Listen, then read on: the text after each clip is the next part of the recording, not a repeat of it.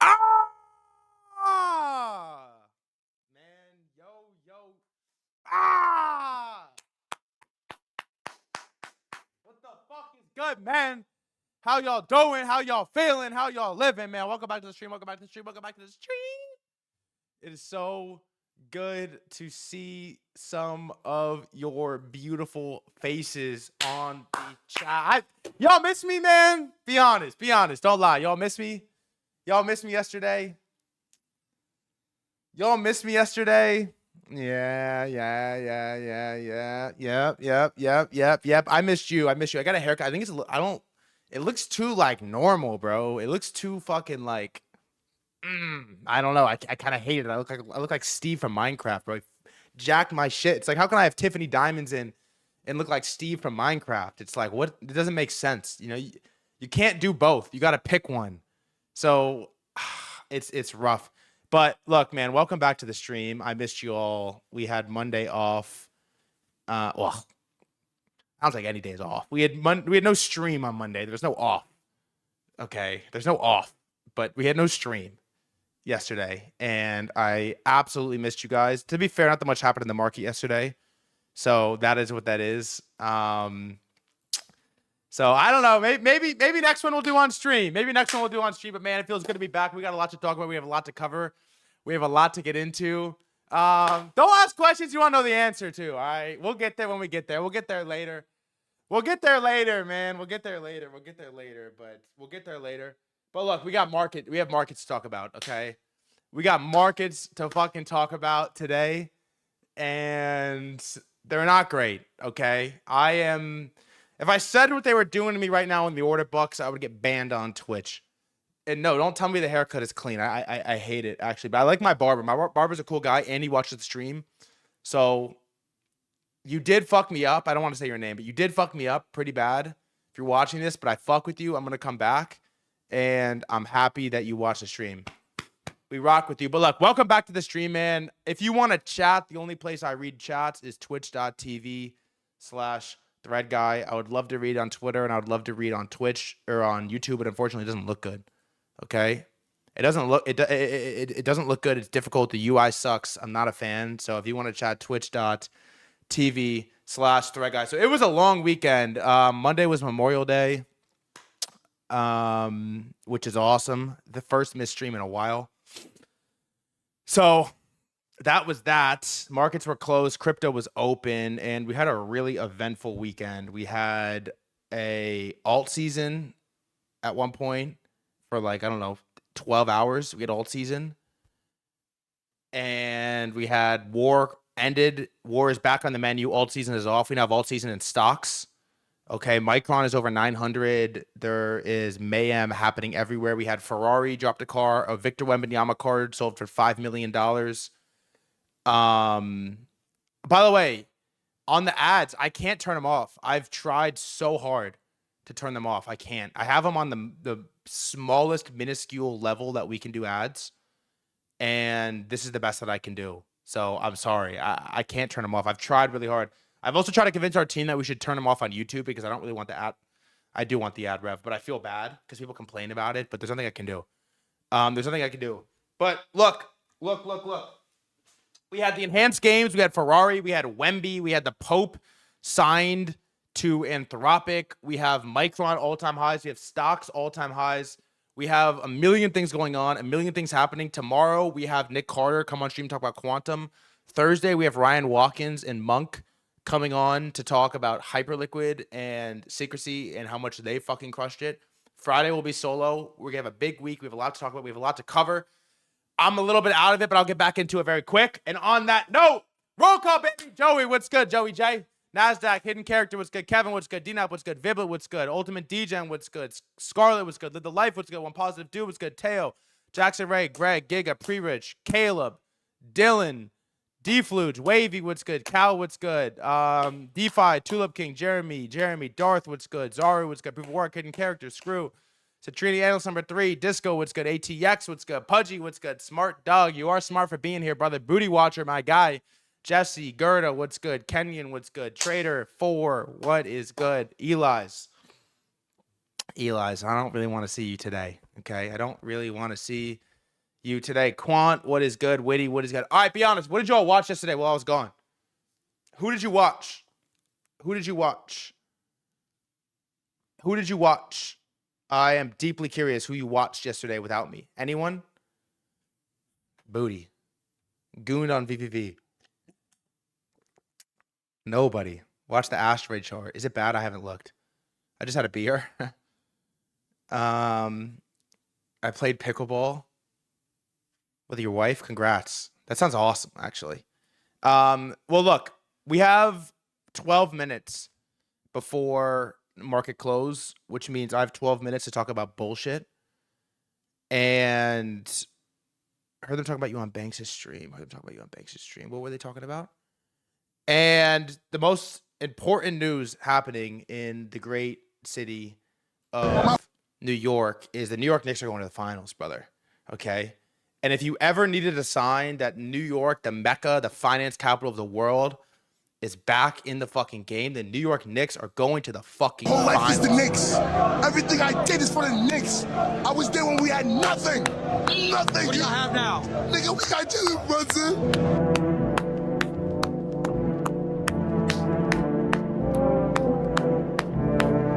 This shit means something to me, man. This shit means something. My 3 months of a Knicks fan, this shit means something to me, man. My blood, sweat, and drew tears for this team, man. And my 3 months as a Knicks fan, this means something to me, bro. This matters, dog. This matters to me, man. This matters to me, man. Cat Daddy. Oh my God. We got Cat Daddy, man. So the Knicks are going to the finals. It's fucking incredible. You love to see it. Shout out to New York. I'm going to try to go to a game. I can't really tell you which game. But, all right, we have a real quick, before we get into market close, I have a serious cultural topic I need to ask about because I need an opinion on this one. Super viral on Reddit. Okay, the topic is, do men commonly send Ubers to bring women on dates in Williamsburg? And it reads, I was talking to a woman, 27, female, for a few weeks. Have been on 2 dates in Manhattan and FaceTimed a few times. I invited her to Williamsburg for a brunch date. She said yes, and then asked how she'd get there and if I would send a car for her. I assumed this was a joke since she lives 15 to 20 minutes away, so I laughed and said I had full faith in her to make it to Brooklyn. She quickly called off the date and broke things off. Is this a common expectation of New York City dating? Okay, honest question, yes or no? I'm gonna give you my take. I need like consensus here to see if I'm out of touch. Is it standard if you ask a girl on a date to send her a car to go on your date if you're in a position to do it? Because look, I'm going to be honest.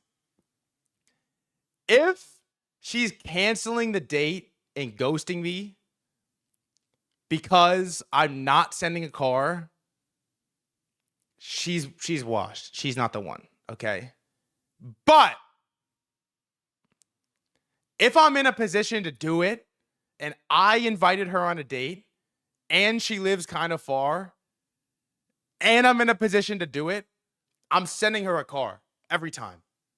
Every time I'm doing it. And I'm probably sending her back in one. And if I drive, I would pick her up. Also in New York City, 100%. I'm doing it every time. If I can. First date, no. But any date after the first one, I'm doing it every time. If I can. And what do you mean by if I'm in a position to do it? Like if I can financially do it. Which in this market, like, yeah, I can. I'm doing it. I'm doing it every time. I'm doing it every single time. So I was shocked that this thing went so viral. Okay? I was shocked that this thing went so viral. I was on our company call, and apparently I was deemed out of touch for saying I'm doing this every time. But it is what it is. Second thing is, over the weekend, I didn't know what to do with myself, okay? Because I was really bored. I didn't have a stream and no plans on Friday, Saturday. And so I went to the pool hall. Okay, I went to a pool hall. And I haven't been to a pool. The last time I went to a pool hall, I was in Romania. And it was a movie, but I kind of suck at pool. At one time, I was kind of decent at pool. Okay, I don't know if I was decent, but I wasn't bad. Like I could play a game. You know what I mean? I could run a game. And I haven't shot a rack of pool in like 3 years, 2 years maybe. And I didn't know what to do with myself, so I went to the pool hall. And now you were kind of tough. Yeah. Are you a hustler? No, I suck. And bro, I'm just gonna say the pool hall is actually one of the coolest places on earth. Is anyone here good at pool? It was so fucking cool. And I met this unk. Okay, I met like a very Serbian unk. So I'm trying to shoot by myself, right? So I'm sitting down, I'm shooting by myself, and I suck. I have headphones in, threw a little Zin in, bought a Diet Coke. It's like 6 p.m. on a Sunday night. I'm just like fucking around. I have earbuds in. I'm listening to like I don't know what I'm listening to. I'm listening to like Michael Saylor, some podcast, Diary of a CEO, and I'm just like shooting pool. This guy starts pressing me. This big Serbian dude starts pressing me. And he's like, I don't know, 50, 6'5", 250, 50 plus years old. He starts pressing me. He's like, come play me. And I'm like, bro, I suck. I suck at pool. I'm just trying to shoot. He's like, so come suck over here. I'm like, all right, fine. And so I pull up, bring my stick, close out my table. Yeah, come suck over here, he says. Yeah, that's what he said. Just like that. And he lets me break, right? And so I break, weak ass break. I don't have that like thunder break. I don't have that thunder pop. Weak ass break. And make nothing. We're playing 10 ball. I've never played 10 ball. I don't know how to play. I've never played 10 ball before. I don't know how to play. And he takes over. It's his turn. And bro just starts running racks. Like running racks, okay? Like I'm talking like won the first game of 10 ball, no misses. Wins the second game on 2 turns. Like I'm not even getting to shoot. It's not even, I'm trying to practice. And he's just running the table. And I'm like, bro, this is even fun. I'm not even playing for money. Like, this is even And so he could tell I'm not having fun. And he starts talking to me. And he's like, what do you do? He says to me in like this heavy Serbian accent. And so I tell him, I'm a trader. I run a media company. What kind of media company? Finance. Are you good? You know, I look at my phone. Zcash is like 680. I'm like, am I good? Yeah, I'm all right. I'm like, yeah, I'm decent. I make some money. I'm all right. 685 Zcash. I'm like, yeah, I'm solid. And we talk about it for a couple of minutes. He starts, talking about how the market's a scam. And I ask him, I say, what do you do? I said, what do you do? He puts the stick down. He's like leaning in to shoot. He puts the stick down, backs up, turns around, looks at me, dead in my soul, and says, you don't want to know. I was like, it's like, what? What do you mean I don't want to know? What? Like the craziest aura farm of all time. Like he like turned music on before. You don't want to know. And I'm like, bro, what? And then I'm like, no, seriously, like what do you do? And he goes, I'm a boat mechanic. I'm like, bro. I'm just trying to shoot pool. What? And so then he asks me, he goes, you want a cigarette? And I said, no, I'm good. So this, if I had like a little, like a 3 milligram in, a little Zin in. And he said, what the fuck? And I said, what? And he said, if you're going to take nicotine, take nicotine. Take a cigarette. And he like hands me a cigarette. I'm like, no. It hurts. And he's like, it hurts what? And I'm like, bro, it hurts my lungs. And he goes, life hurts. Throws me the cigarette back. I'm like, bro, what am I going to do with this? And so he walks out to smoke a cigarette. I sit here and I wait for this guy. And bro, I'm telling you, I sit here for 20 minutes. And mind you, I just closed out my table because he wanted to play. He rinses me in 2 games, tells me he's in, waste management, makes fun of me for not smoking a cigarette. He goes out, he comes back 20 minutes later, and he's like, come with me. Bro, what? Where? And he's like, I'm going to show you how to hustle. And I'm like, all right. And so I walk with him. We go back to like the VIP section of this pool hall. and we sit down, and he has like the house stick, okay? And we pull up against this kid who's like, I don't know, 23, 24. He's got the glove on, and he's got like the babushka. He's got like a $5,000 fucking stick. Like, and we walk back into the back, and mind you, I just learned how pool works like an hour ago. And so apparently it's best of 5. And so they play the first game, he loses. And I'm like, you lost? And he goes, they play the second game, he loses. I'm like, damn, you lost again? He's like the most obvious way. You're not even trying to hide it. He's like, they play the third game, and by this point, I'm like, all right, Unc is just tripping. Like, he's because before we left, he started telling me about how like America's gonna shut down the power grid, and there's gonna be an anarchy, and like the only thing that's gonna matter is gold, and like I'm like, all right, you're starting to lose me. He'll like miss a shot, and he'll look at me and be like, I'm like, Unc, I think you just missed. And third game, I'm like, damn, you lost again. And then, boom, 1 game, 3-1, boom, 3-2, boom, 3-3, boom, 3-4, boom, 5-3. Rinse this fucking kid with the house cue. Just binked him. Rinse this kid with the house cue, and we were off. And I'm going to be honest, man, being good at pool is one of the coolest things I've ever seen in my entire life. We're in the era of hobby maxing, and if you're good at some IRL shit like that, I think you're just going to win. At the World. It was awesome, and the kid he beat was super fresh too. I think he's in the chat, by the way. Big Jeff, if you're in here, I fuck with you. Sorry about your L's, but you're a cool ass dude. He's a real pro. So the pool sharks are tapped into the threadguy stream now. So that was awesome. Shout out to the pool hall. Shout out to Unc. And on that note, it is 1 p.m. PST. It is 4 p.m. EST. I went outside this weekend. I took a break. I came back. I was rich. I was poor. I'm now somewhere in between. And the market has officially closed.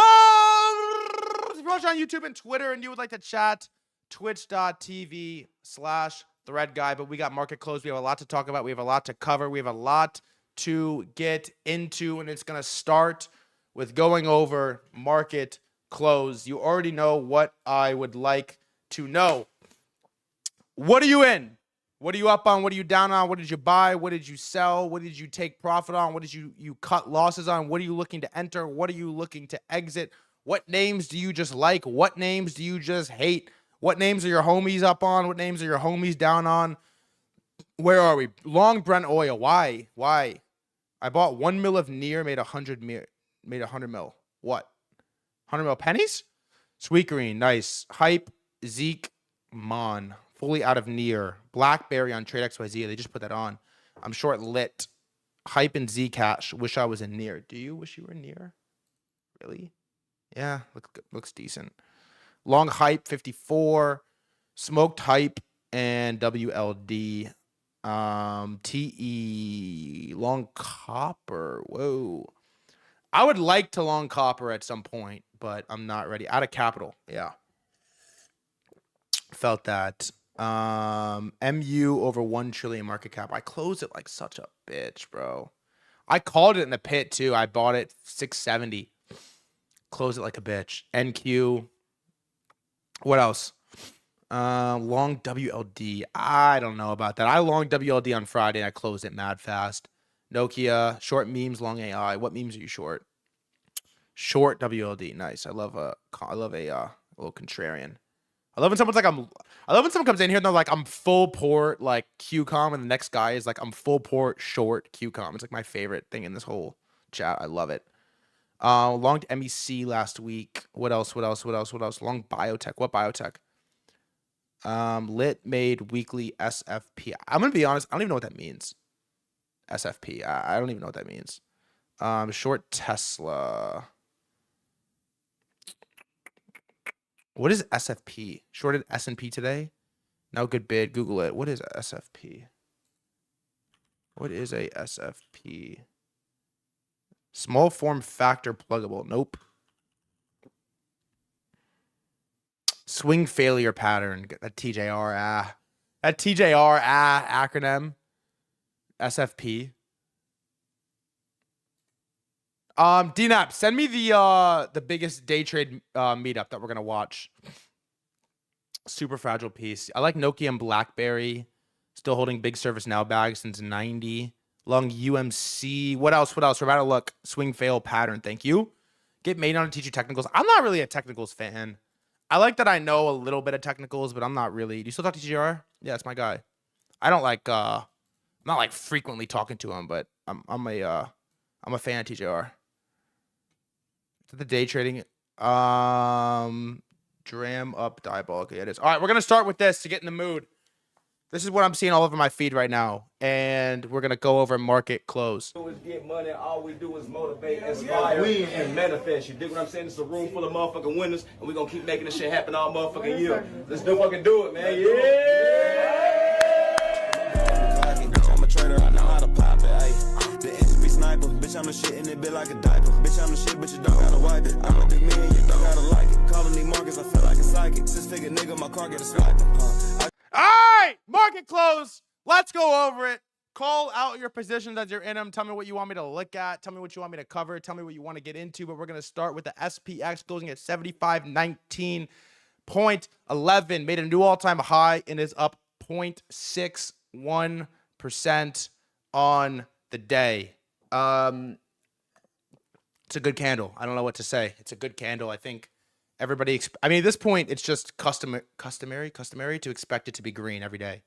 It's almost like if we're not green, something is wrong on the S&P. And we had, I mean, this thing fucking ripped over the weekend too on Trade XYZ, Hyperliquid. We had the war news. We had whatever we had. It looked like today was going to be a green day, and it absolutely was. The Russell's up 0.5%. The Qs are up 2%. SOX, the semi index, is up 6.2%, bro. Look at the chart from March 31st lows at this point. It's just getting unbelievable. Look at this thing. I don't know what this yellow line is. Why we marked that. Almost 100%. 85.6% on the SOX, the shares semi-sector index fund. IGV, the only thing that is equivalent to crypto right now is flat. 0% move on the day, down 0.1% on market close. Does anyone have SaaS exposure? It is just an abomination. Really, it is an abomination. It's an abomination. I know how it feels. Q's up 2%. The Russell's up 0.5%. The Kospi is up almost 3%. And the Dow is down 0.2%, flirting with that 50K Pam Bondi level. Maybe going to use it as support, which would be nice. Reddit. Amit took a Reddit position that we're going to talk about relatively soon. Bink to Cerebra short. We'll get there. All right. Cryptocurrency. I don't really know what to say on the crypto thing. Like, okay, there's this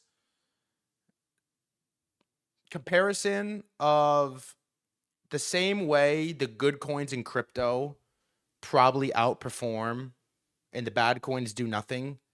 That same relationship, I think, exists with stocks to crypto. And I hate to be that guy because I love crypto so much, but it's becoming an IQ test, I think, if you're long coins at this stage, other than Hyperliquid and other than my baby at the moment. My baby that I have zero attachment to. It's like an adopted child that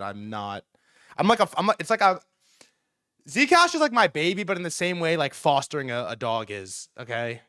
So it's a very like surface level relationship. So let's not get too crazy here. But it's almost become, it's like a puppy yoga class. You show up and it's like your dog, but then it like takes a piss on the yoga mat and you think to yourself, thank God I don't own this thing. That's kind of what my relationship is with Zcash. And that is what crypto is right now. It's honestly an IQ test. I'm going to be completely honest. Like we could sit here and complain about it in before uninspiring. Shout out to Kyle. We could sit here and complain about it, but I'm not really like interested in doing that. I'm here to make money. Okay, it's like your girlfriend's dog that's like not trained and it like shits on the carpet and you have to pretend like you really like the dog and you kind of do like the dog, but you only like it when you go over to your girlfriend's house and you don't really go over to your girlfriend's house that much because you just like your house more. She likes your house more, and so it's like your girlfriend's dog. Exactly. Okay, Orangey, what's good, brother? Thanks for the gifted. I've been enjoying the meta content, by the way. Yeah, you kind of do hate the dog. You kind of hate the dog, and it's kind of a pain in the fucking ass. But every once in a while, like, it makes a cute little face, and like it jumps on you like at a good moment, and you feel good about it. But look, I'm gonna be honest. Is this candle that Bitcoin put in today was one of the most disgusting candles I've ever seen. I want to murder my girl's dog. Ugliest motherfucker. That's how I feel about Bitcoin, you know? It's like, yeah. This candle is unbelievable. Seriously, what it did here. I mean, what it did here is like a hate crime. What happened here? I don't even know. It was looking up. It really was. It was looking up, and we're just back to the gulag on Bitcoin. It's gotten to the point where I have spot Bitcoin that I never sell. That I'm even like, what? I'm sitting here like, why isn't my spot Bitcoin in like 10-year bonds? That's how bad it's gotten. I'm like, I should throw my spot BTC into the US 30-year. Is what I feel like right now. Okay. I mean, I don't know what. Yeah. Anta made a tweet and said that everyone should buy Bitcoin to sacrifice to the market gods. And remember when I said this, that everyone should sell $1? I still believe this, by the way. There is a very, I'm pretty superstitious. Okay. I have like a routine. I follow very closely every day before market. I do the same thing every day. And I once made a statement and I said, every time you enter a long position, you should short the minimum amount on Hyperliquid of XPL that they allow. It's like an offering to the gods. And it wasn't a joke. I really believed it. I really believe that that's something that you should do. It's like when Dan Hurley sprays holy water on the Nets before the Final Four, and then Braylon Mullins makes a half-court 40-foot heave to beat Duke. You got to think that some larger entity took over. Okay, and the Bitcoin thing has just Kyle. You still have Stretch? Do you like Stretch still? I think for the first time, the MicroStrategy ecosystem has gotten so complicated. I'm no longer even attempting to understand what's going on. I know Eli's likes it. Of course he does. By the way, he's like, "Oh, MicroStrategy, fuck, yeah." It's a mess. So that's a long-winded way of saying that. I don't know what it's going to take for this thing to go up. Maybe when Microsoft pumps, we'll get a Bitcoin pump, and nothing can make Microsoft pump. So I actually, look, the last thing I'll say, I know we're spending a little bit of time. The chart doesn't look half bad, really. It doesn't look half bad. If we're just being like super objective here, it doesn't look half bad, but it's just in a brutal spot. Now, second, let's start here. Let's start with the good. We'll go to the bad. Hyperliquid looks unbelievable. Okay, it definitely I think it got Bitcoin cucked a little bit, but I will say I was wrong about Hyperliquid in the sense that the U.S. market open slam was crazy. I haven't seen that happen for a crypto token in a while. The U.S. market open slam was wild, and I think we're not going to be able to see ETF settlement until tomorrow or market close today on Hype.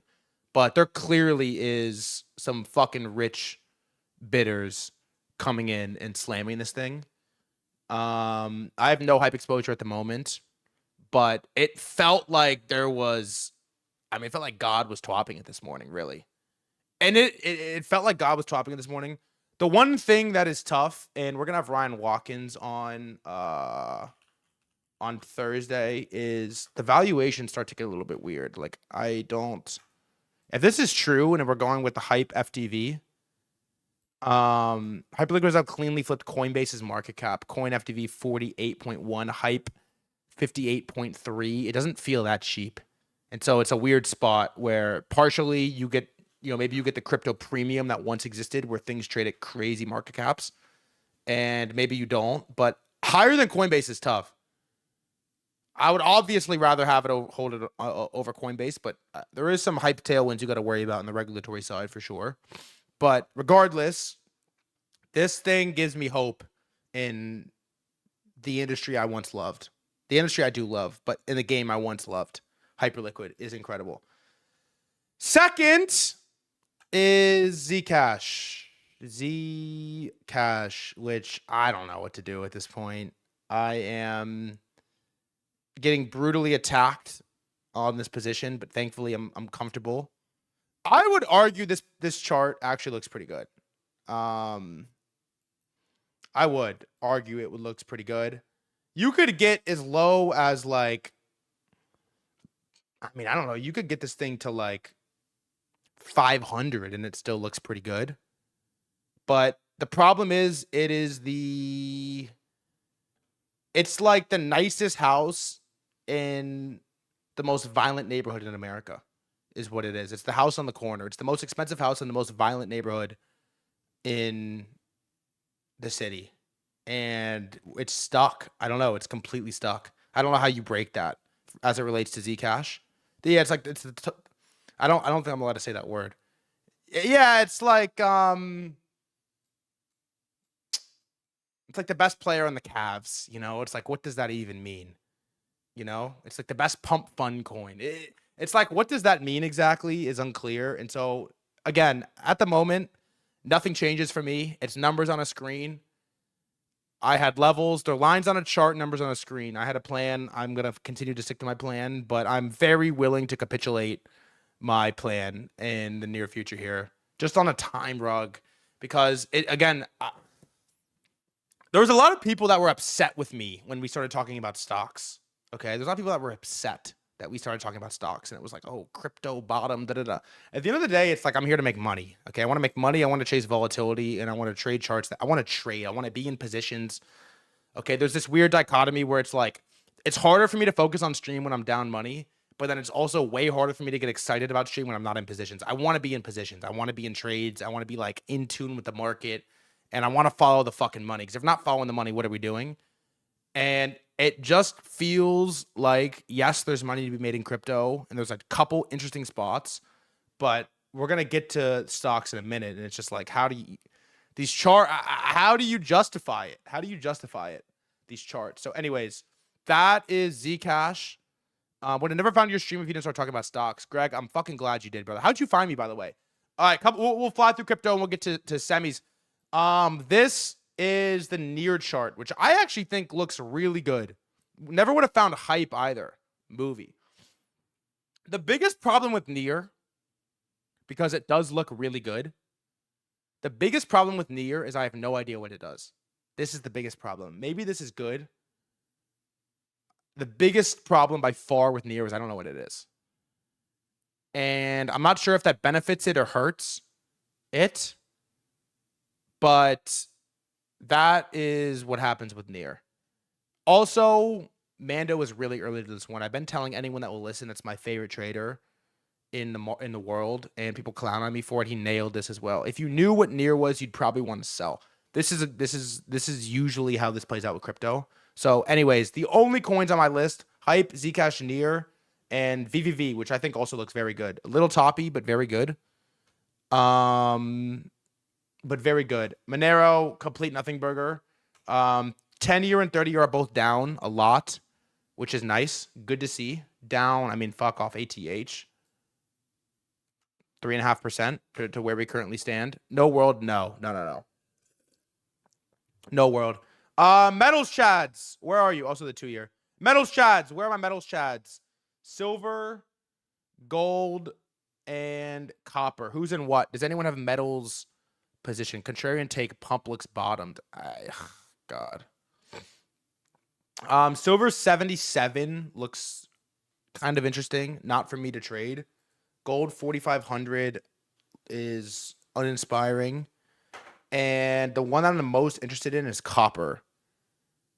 Yes, we'll look at TRX in a minute. The explanation is Justin Sun holds like 99% of the supply. Copper is the only one I'm interested in. If it can somehow, I drew this line a while ago, if it can somehow break back above previous ATH on the third tap attempt, I think it's pretty strong, and I like it. Does anyone have a copper position? Does anyone have a silver position? Does anyone have a gold position? I like to know what my people are in. I like to know what my people are in. Cocoa is the best commodity. What's the thesis? What's the thesis on that?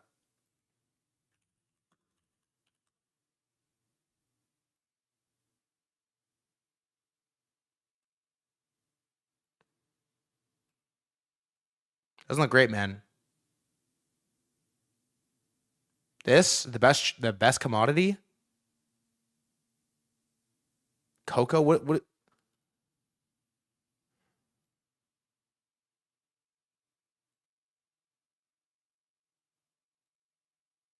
Yeah, I'm not too I don't know about that. There's gonna be a cocoa shortage, I believe. Chart doesn't seem to agree with you, but I guess we'll what happened here? What happened in fucking 2024 on cocoa? Jeez. We'll come back to it maybe, but that doesn't look too inspiring to me. Anyways, ETH looks horrible.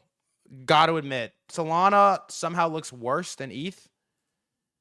And what do we got? Stretch. Why even bother? Threadguy. 700 Bitcoin. That's not going to do it. VIX is up 2.5%. Souls, which is the Ansem shill, is nice. Is up 3% today. And then Uranium ETF is also up 4% today. All right.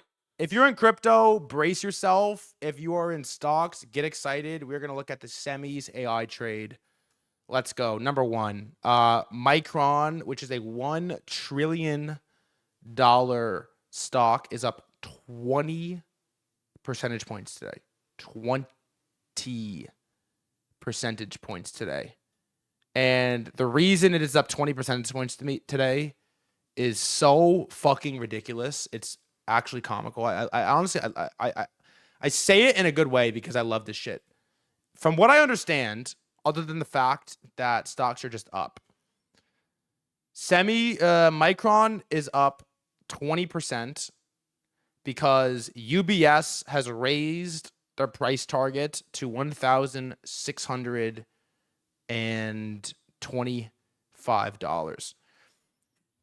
With long-term agreements now firmly in place across most of the industry, we are again raising seed 2027 to 2029 estimates and expect EPS to remain comfortably over $100 throughout the period, with Micron generating over $400 billion in FCS across the same time frame. We believe the market will start to put a more normal multiple on the stock, and Micron will continue to re-rate higher as more details emerge about the structural changes AI has driven to the entire memory complex.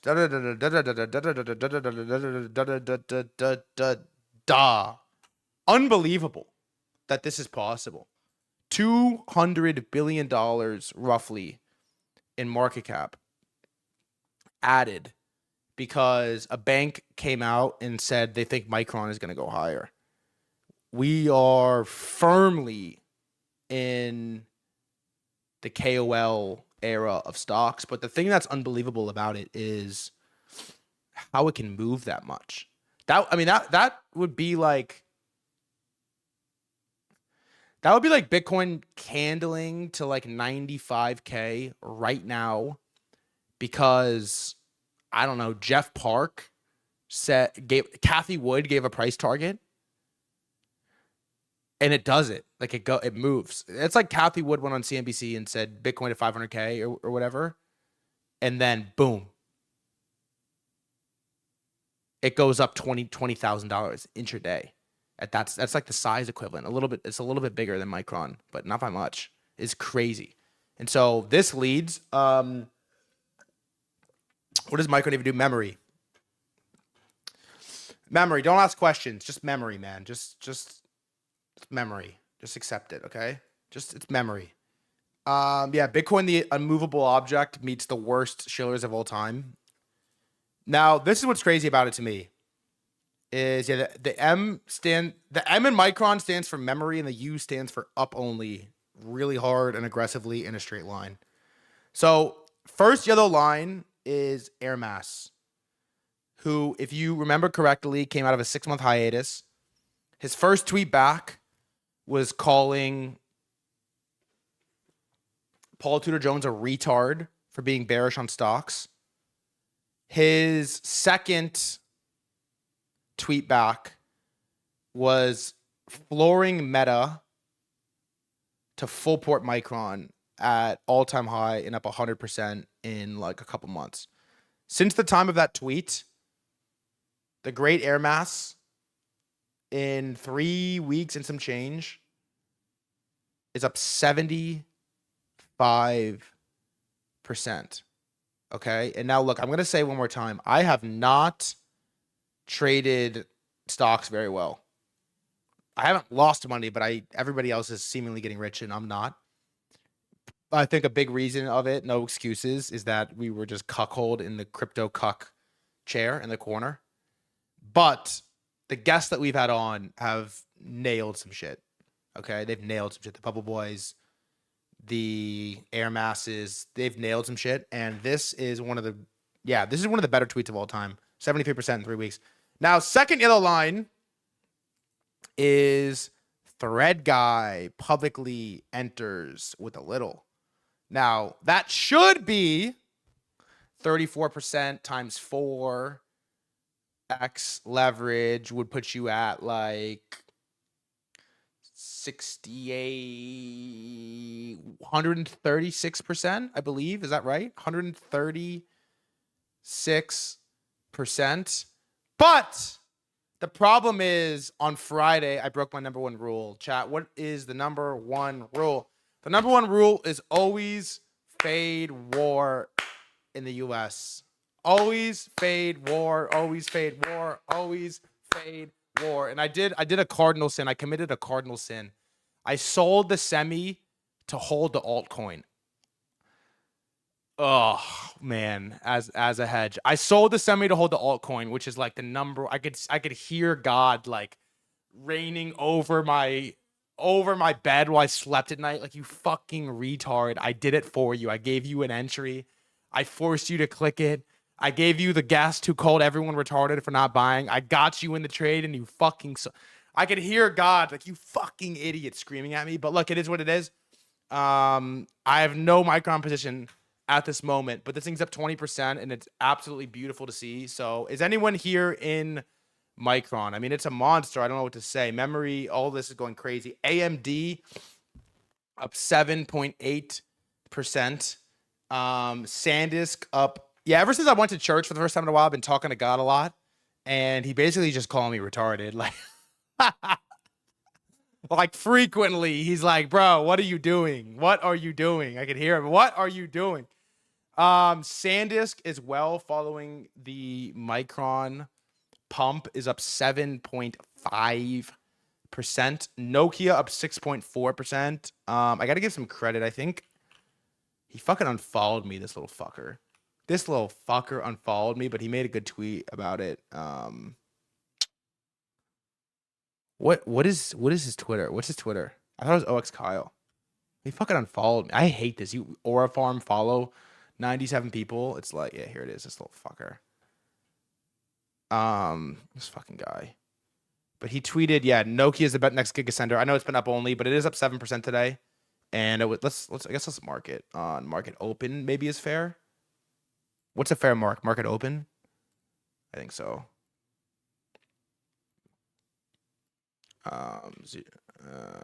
No, wrong. Market open, I think, is fair. 0x Kyle calls Noke next giga sender. What's the thesis about Nokia? I don't actually know. We got to do some research on these. I was learning about HBM and memory this morning. I'm actually locked in right now with GPT. Who knew it was so useful? Marvell up 6% and it was ripping when I woke up in the morning. Bot had a nice day today, up 6% after starting pretty ugly on the day. Rocket Lab in space is just a fucking monster, up another 5.4%.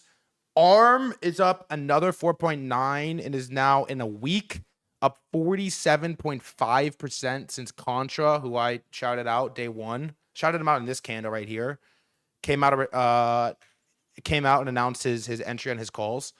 QCOM is up 4.5. Intel up 3 and is now confidently above that Trump level.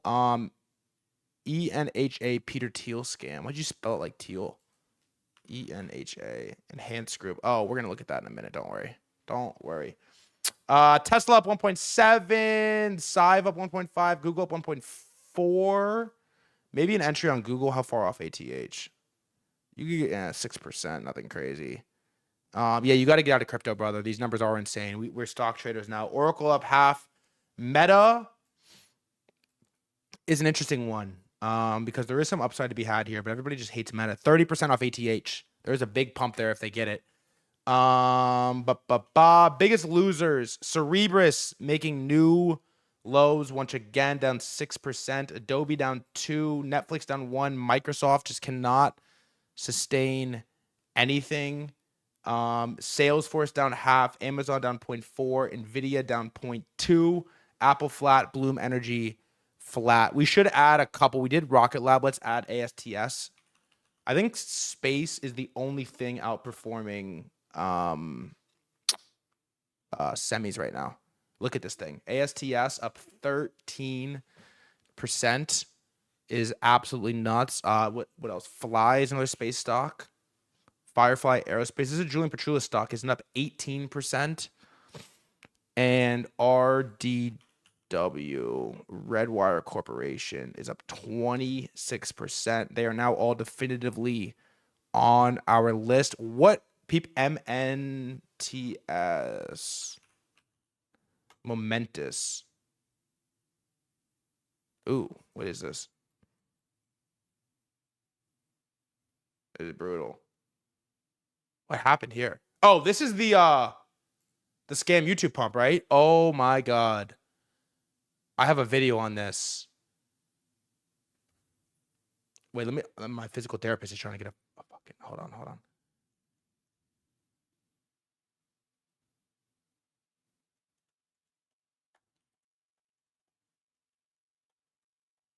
Sorry.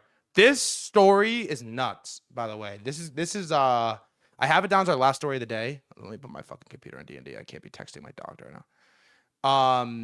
I can't be texting my doctor right now. This Zip Trader guy is 900,000 subs on YouTube, and he came out and he wrote this thesis about this stock that's 100. It was less, $75 million. Yeah, $75 million market cap. It's like the size of cards. Like a cards on Solana. It'd be like if Ansem wrote like a 10-page thesis on cards, and it's up 110. I mean, that's a shit coin. It's up 110% on the daily. So space crazy, semis crazy, memory crazy. I think kind of bizarre. The one thing that's not going up is Nvidia. You kind of have like a clean retest off previous ATH. Maybe it's an entry on Nvidia. Does anyone have an entry on Nvidia? Is anyone long, short, anything on Nvidia? It looks interesting.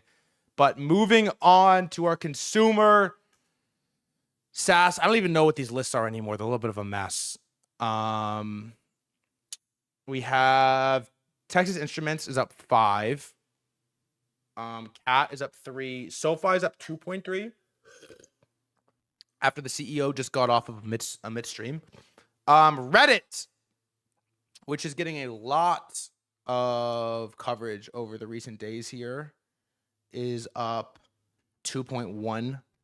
IBKR up 2. Jack Dorsey Block 1.6. Hood up 1. Snap up 0.5. GME down 0.2. Sweetgreen down 5. Sweetgreen down 5.3%, which would now leave it up 36.5% since Chris Camillo talked about it on stream.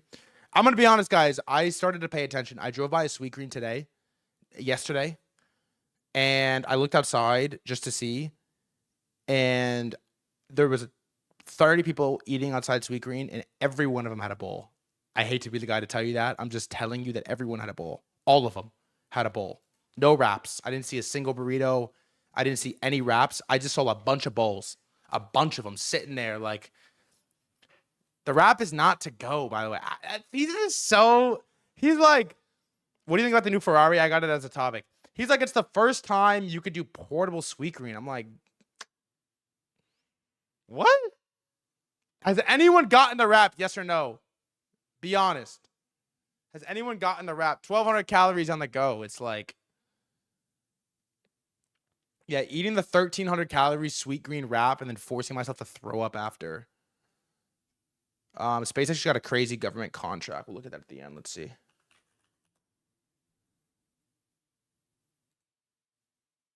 Cool. We'll get there in a minute. Just to the new rap song. Long copper on that news. Anyways, that's sweet green. Ferrari race, which is $78 billion company. That's a monster. What does the all-time chart look like? Wow, not bad. They should pivot to AI. On the announcement of their new Johnny Ive electric vehicle, which I'm just gonna say it, I love it. I love it. That would be our first topic after War on Oil. I love it. I love it. They are down 5.5%. A lot. That's big. That's a big move. It's down 5.5% on the unveiling of their new car. DraftKings is down 5. Roblox is down 4. Take-Two Interactive, which could be a very interesting trade, is down 3% today. Is anyone in this? GTA, I believe November 19th is GTA 6 is coming out. Also added to the list that we're going to talk about on stream here. Enhanced Games. Brian Johnson, Peter Thiel, Steroid Olympics is down 43% today. 43 fucking percent. Look at this thing. I think, I mean, it's small. It's worth $370 million. It's worth a lot. It's like, damn, it's tiny. It's worth nothing. This is in a weird spot. Crypto people are so funny. Like I saw not to call anyone out because I like some of the guys that were talking about this, but I saw all these like theses that people were tweeting and they're like, Enhanced Games is going super viral, like longing the coin on Solana. I'm like, bro. It's like why? Why are you doing that? Why? What do you mean you're longing the coin on Solana? Why? Why are you doing that? Like why? Why are you doing it? Why? Who's on your list to come on your live? Nick Carter tomorrow, then Ryan Watkins on Thursday. Circle's down 8, disgusting, and Coinbase is down 3. Oil, crude closed the day at 92.13. I guess we could look at this. And Brent closed at 96, still down a long time. Aaron Carter, no, Nick Carter. He's like a quantum expert. It'll be a fun one. If you're not a crypto guy, you'll enjoy him. Also, welcome back, Mash. All right, altcoins, real quick. I'll tell you what. They started long in the Flow Horse coin and World coin, and all of a sudden they just took every alt out back and just shot them. Daily gainer is Say, which is unbelievable. I will press the quantum guy, by the way. Galaxy, which is a good company. Taunt is up 3%. Jito is up 3. XPL is up 2. Pump Fund is up 1. Tau is flat, Aave is flat, and then everything else is red. Biggest losers are Lighter is down 15, Grass is down 13, Zcash is down 10. Oh my god, my net worth today is bad. Monad 5, Near 5, Fartcoin 5. It is pretty ugly across the board. Let's check in on Hyperliquid. Yep, thank you. Let's check in on our favorite traders. All right, let's go. SpaceX on Hype is not doing much. It's on $14 million, 24-hour volume, and has 45 mil of open interest, which is interesting. It's just a lot of perps. No one's buying this thing spot, obviously, I guess. What else is only, I don't know, Anthropic? Should we look at that? After the blessing of the Pope. Ooh. Crazy. It's 200K volume, 24 hours. It's untradeable. 7 mil VOI, untradeable. Here is our dear friend Loracle, who had oh my. Ugh. Damn.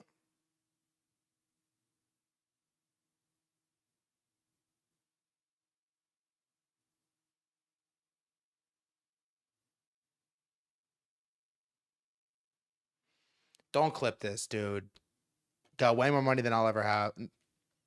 Way more money than I currently have. But this all-time P&L was 41 mil a week ago. It's now 13 mil. He's down $26 million on Hyperliquid. He has a Bitcoin short that's down 350K. He entered at 75 to 80. Bitcoin short's down. It's interesting. A VVV short that's up 80K. Nasdaq 100 short that's down 20K. A lighter short up 2K. A Tesla short up 8K.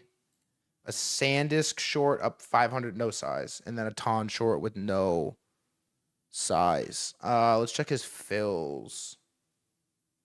Damn, he went 20x short Bitcoin with $7 million. Fuck. What did he make on Cerebras?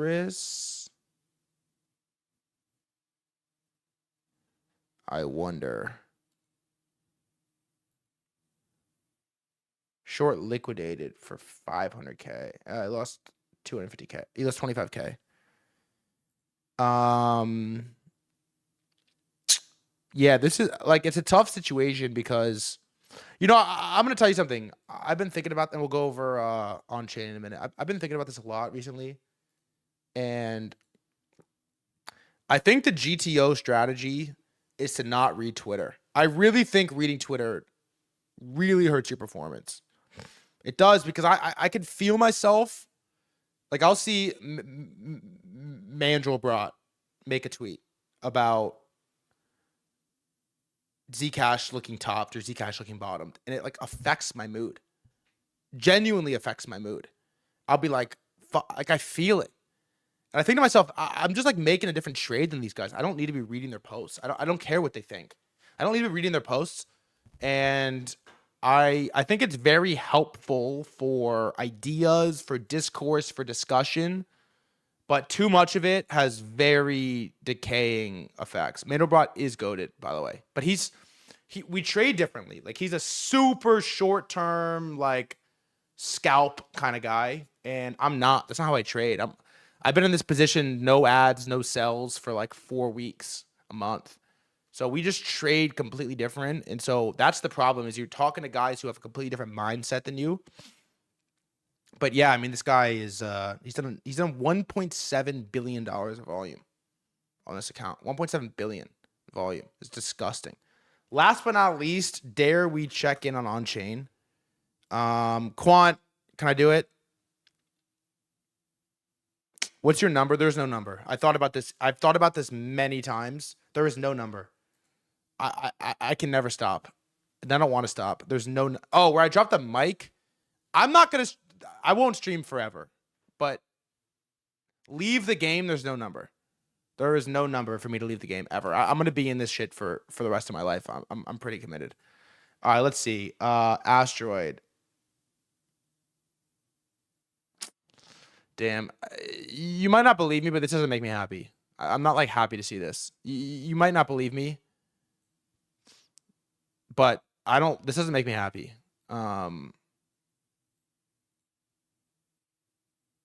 This is a tough like chart pattern here, huh? $79 million. This is entry. I don't think this is entry. It doesn't make me happy, but it is what it is. Useless is up, is crazy. I almost took is Quant here, man? Where's Quant? Tell me you're okay, man. Tell me the Quant's good. Come on. Where is he? I almost took a position in this the other day before the Ansem tweet, but there's something wrong with this coin. There's actually something cursed with this coin, this cards thing. I don't know what's wrong with the coin, but something's wrong with it. It doesn't make sense to me. Maybe it's just an entry. But this coin is something's wrong with this coin. What does this coin do? That's a good question. I don't know. How much does it cost to keep a trade open for 4 weeks? I can just tell you.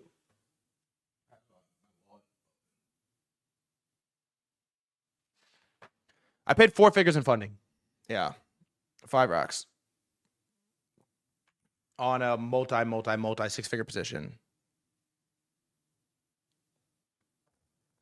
Yeah, there's unlocks. Yeah, supply overhang. It's in a weird spot. I almost bought this. Outside of that, there's nothing really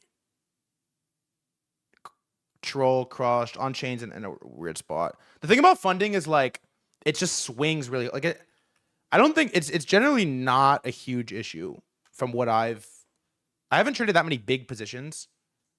But right now it's 10% annualized. So if you have a 100K position open, if you go long a 100K margin on Zcash and this didn't move, you would pay $10,000 over the course of a year, 365 days. You would pay $10,000. It's generally not that expensive because the premium you would pay in options is absurd to get that kind of leverage. The premium you'd pay in options is absurd. And I think it generally swings pretty hard. Let's see Ton. It generally swings. Like I'll tell you what, my first Zcash long in 20. Garrett Jin's gonna name his new boat after you. Send it. That little fucker. He was down like 3 mil yesterday. Send it.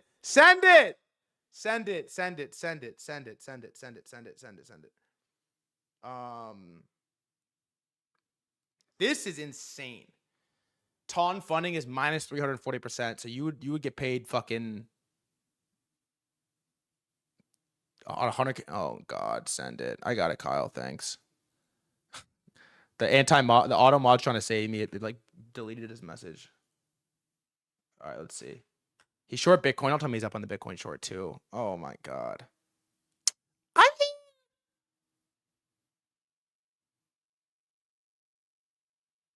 All right, this is Garrett, who has. You want to talk about mysterious sources of income that makes no sense, that nobody knows. This is unfathomable to me. You know what I love about crypto Twitter versus Tardfi versus FinTwit is that while I think there's a lot of smarter people in FinTwit, they don't got money like the crypto guys. The crypto guys have so much money. It's unfathomable. These guys, they're just trading crypto. So he has $11 million of margin on a Zcash short from 626. But he has, you know, set 8 mil on a Bitcoin long. He probably could have gone the other way. Why didn't he go the other way? Also, it is cross margin. I don't understand why you would trade cross margin. It feels uncomfortable to me.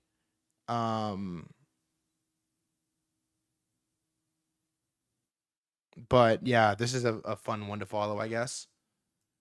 So I guess we'll see what happens.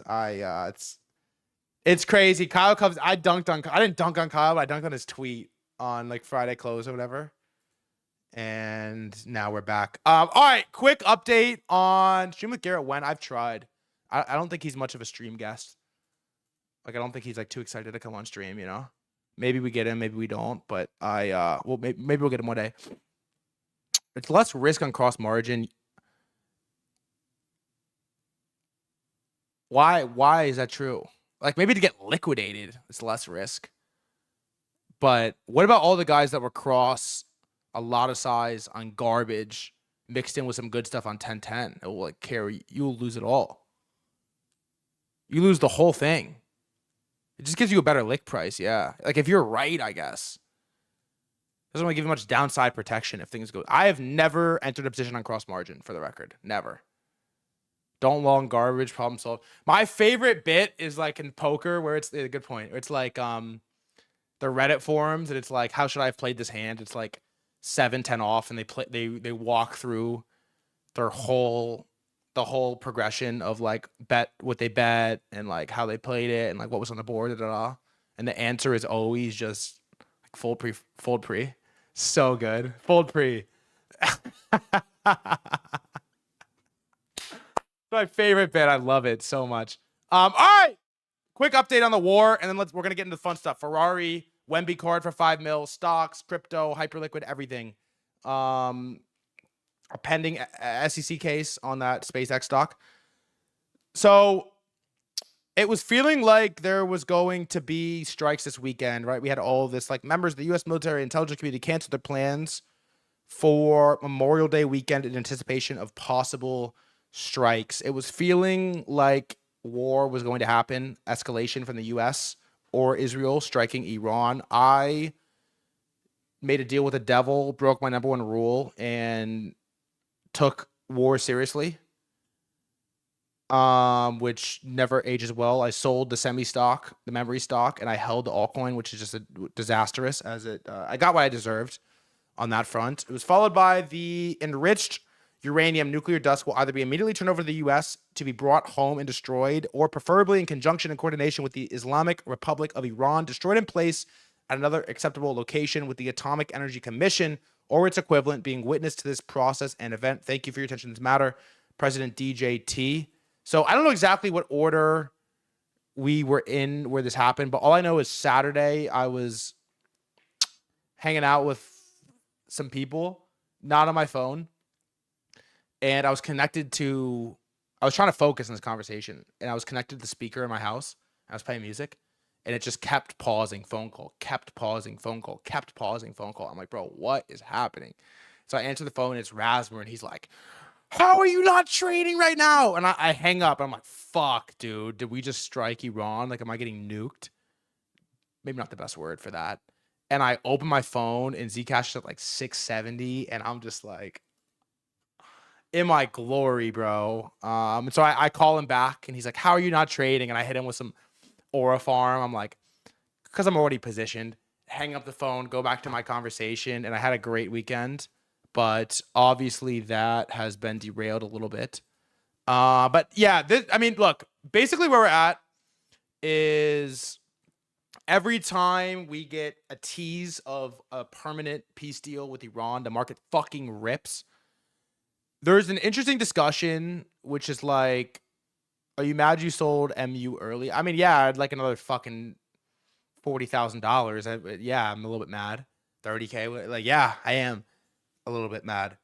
So there's this weird discussion, which is like, okay, every time the market teases or pretends or pushes or acts like we're going to get a permanent peace deal, we rip. Everything candles. And so there's two ways to look at it, which is like, number one, you could look at it like the day the actual deal is announced, which is going to happen, we are going to just send for days. Green candles, all risk management out the window. We're going to send for days. The other way to look at it is that once they sign a permanent peace deal with Iran and there's no longer a carrot to dangle over the market, you can't pump fake peace over and over and over and over and over again, and it may give us a lack of a catalyst for the market to go up. It's an interesting way to think about it. Now, the counter to the counter is, say we get permanent peace. What's good to do? Okay, we have priced in permanent peace, 81% for December, 70% for July, 55% for June 30, 50% again for June 15th, which is pretty good. 40% for June 9th or June 7th, which is pretty good. A catalyst here, which this is a little bit out of my scope, and I always say I hate macro, so take it with a grain of salt, but you have rate hikes now priced in. And so you end war permanently, you send oil packing, you cliff it. CPI comes down significantly because we could assume that's the reason CPI has been up.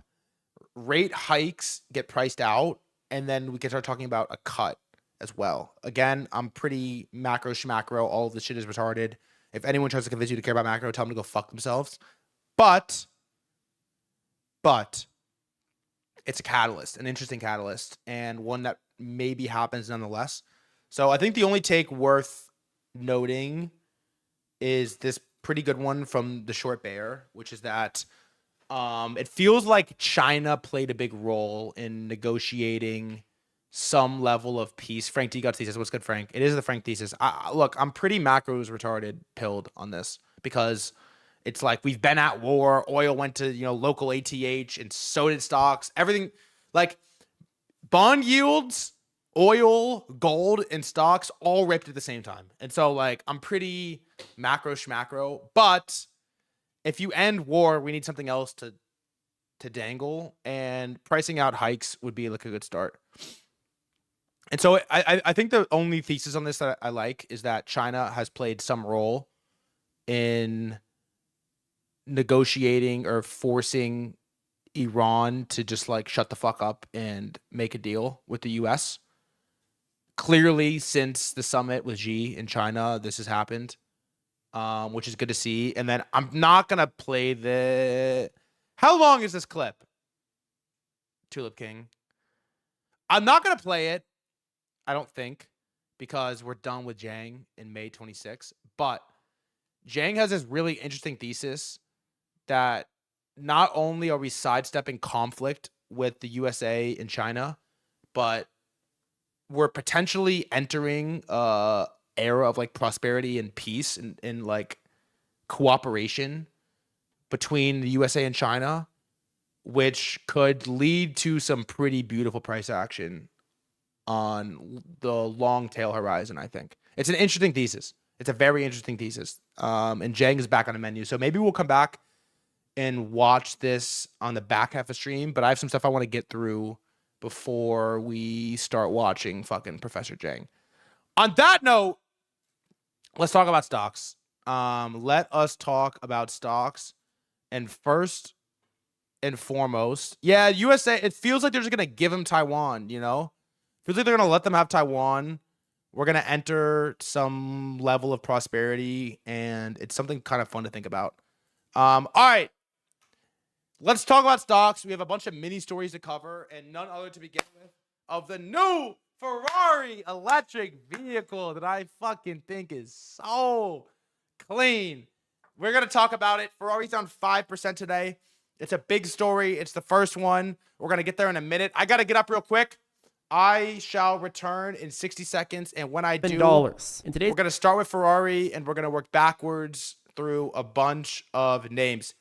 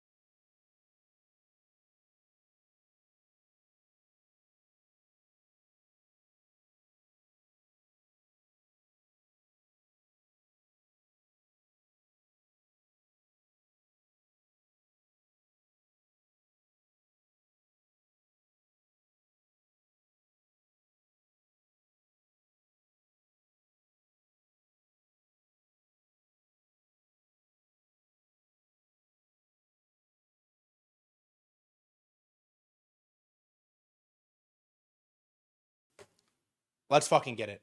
First and foremost, I just saw this announcement, which is the ServiceNow CMO just got poached by OpenAI.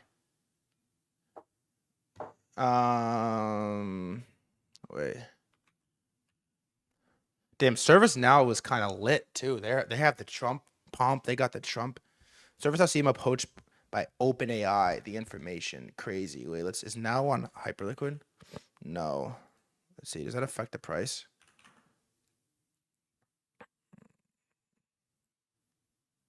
It does not seem to affect the price at all. What about OpenAI pre-market? I know it's not super helpful, but shit. Explain this in basketball terms.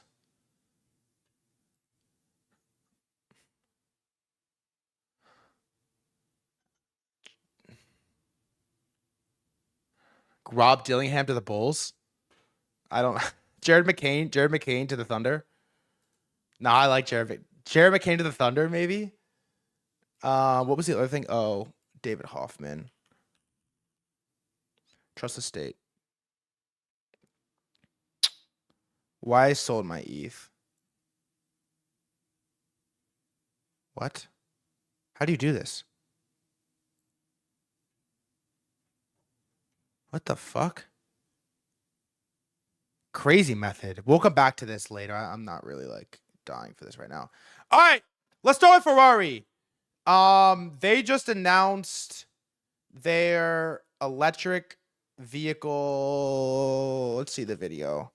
They just announced their electric vehicle right here. I'll tell you what I think. You tell me what you think. You guys go first. Out of 10, be honest. What do you think of the car? Be honest, be honest, be honest. Out of 10. What do you think?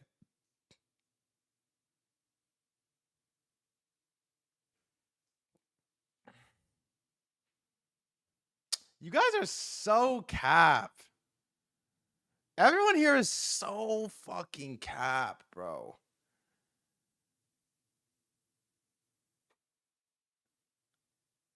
Okay.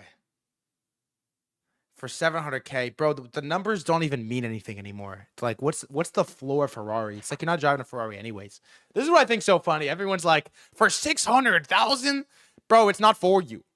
It's not for you. What do you mean 600? The person that's buying this car for 600,000, it's like a leap year toy. There's no, the number doesn't even mean anything. Okay, the guy who's buying this for 600,000, it doesn't even matter. It means nothing. There's no. It doesn't even mean anything. You know, this is why everyone's like, oh, for 600,000. No, you're not for 600,000 because you're not even at 600,000 to buy the car. Okay, this is the billionaire soccer mom car. I like that analogy. I'm gonna be honest. There's a couple things I would have done differently.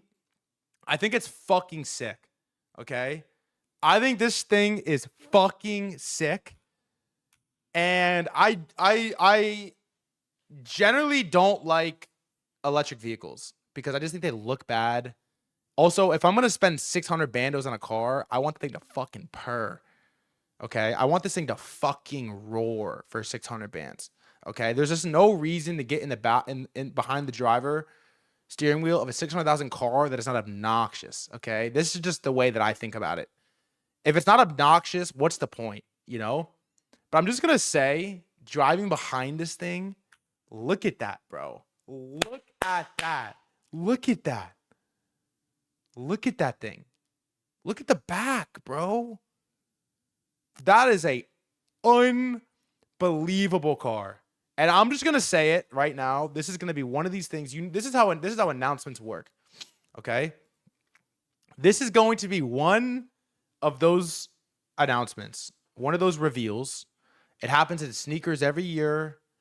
It happens in cars. It happens everywhere that it drops. Nobody knows what to think. So the first 5 people are like, oh, it looks like shit. Then everybody's like, oh, it looks like shit. And then in 2 months, you're going to be on Beverly Drive, on Rodeo Drive in Beverly Hills, and you're going to see somebody roll down the street in one of these, and you are going to drop your jaw on the fucking floor. Because that's Italian greatness right there. And there's a Ferrari, there's the Mustang horse on the back. And you're going to see this thing go 0 to 60 in 0.25 and make no sounds like the Prius in the Office episode. And this thing it's one of those things you're just going to do a fucking 180 on it, okay? You're just going to do a 180 on it. You are. So this is the, let me see. Who? This is the old. Let me see this guy real quick because this video is pretty funny. I actually haven't watched it yet. I saved it for stream. That Italian ad name, bro. Who is this guy? The Mustang horse. Former chairperson of Ferrari. They interviewed him right after, and he says, "This is what he says." Dire quello che penso farei del male alla Ferrari. Oh, is it in? It's not in English.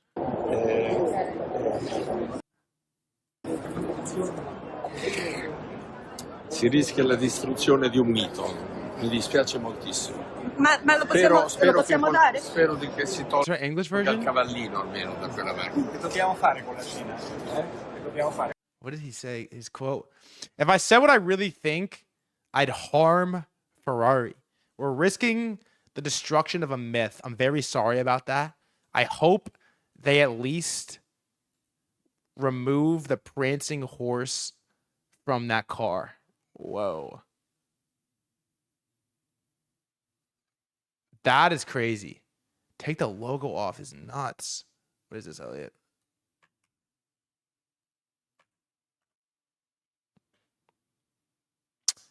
Okay. So I like this. Thank you. The theory is this is the car Johnny wanted to design. Johnny Ive wanted to design for Apple. Apple didn't want to ship it, so he made it for Ferrari. The car with an Apple logo on it, priced at $100K, would sell extremely well. I mean, this thing is unbelievable. Seriously, if this was an Apple car, it's unbelievable. But something about the Ferrari logo on the back. Also, can I just say something without everybody getting mad? I don't really know who Johnny Ive is. Like, I know he worked with Steve Jobs. I know he did some like cool stuff for Apple. But I do know that if you say this guy's name out loud in a negative, up until 2 days ago, if you were to say this guy's name out loud, not followed with the GOAT, they would destroy you, brother. They would absolutely destroy you. If you ever dare spoke this fellow's name in a negative light. And so I don't know what the takeaway is on that. I saw a couple takeaways that were like, you just have to be right one time in your entire life and you could be the GOAT. I saw some takes that were like, he's the GOAT, so this will age well. Right, let me see. He's on the iPhone, right? Is this true? He designed the iPhone. And he designed the red desk.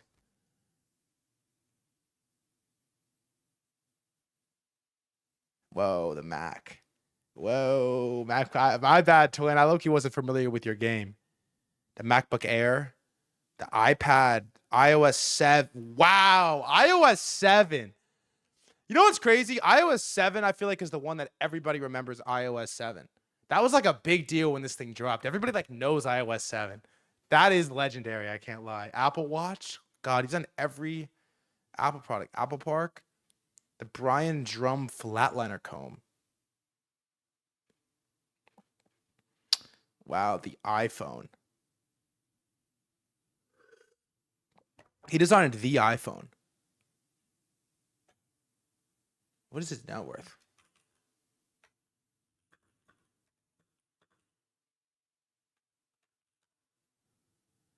Wow, over $1 billion. 27-year tenure leading design at Apple. Holy fuck. Sir Jonathan Ive. Sir Jonathan Ive. Well, this is what he designed. And Ferrari stock race. It's a $78 billion company on the announcement. This is why trading is so awesome, because you can trade culture. Is down 7.57% at the bottom tick after they unveiled this car. You couldn't really trade it. It's not on Hyperliquid. There was nowhere to go 24/7. But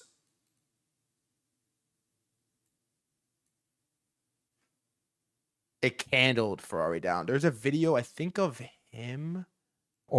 Is this him? Let's see. The concept itself of an electric Ferrari is polarizing.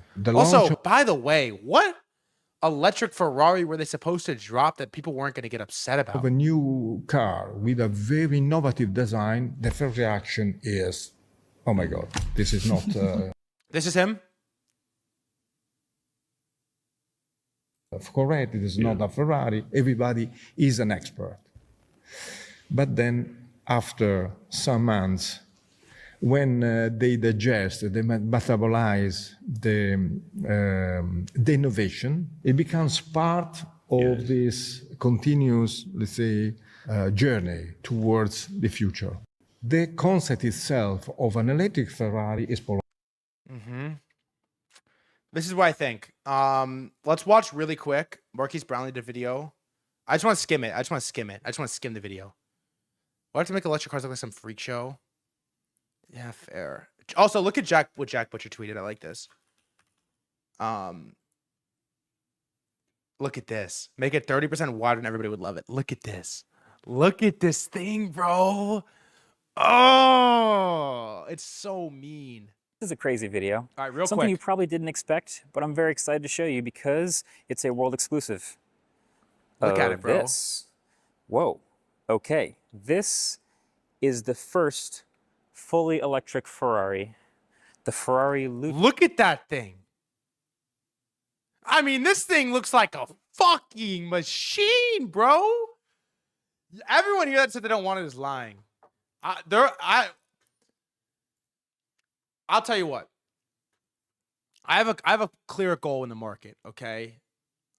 I want to make 10 mil liquid in 10 mil liquid markets trading my own book.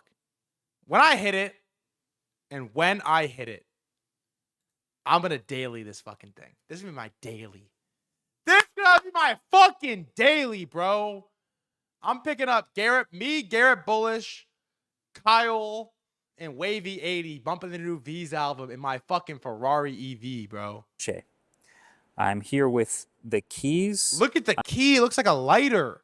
I'm here with all the info. I've driven the car. I have so many thoughts. Oh my God. Let's just skip it. We're not going to watch it for long. Pretty good. Yeah.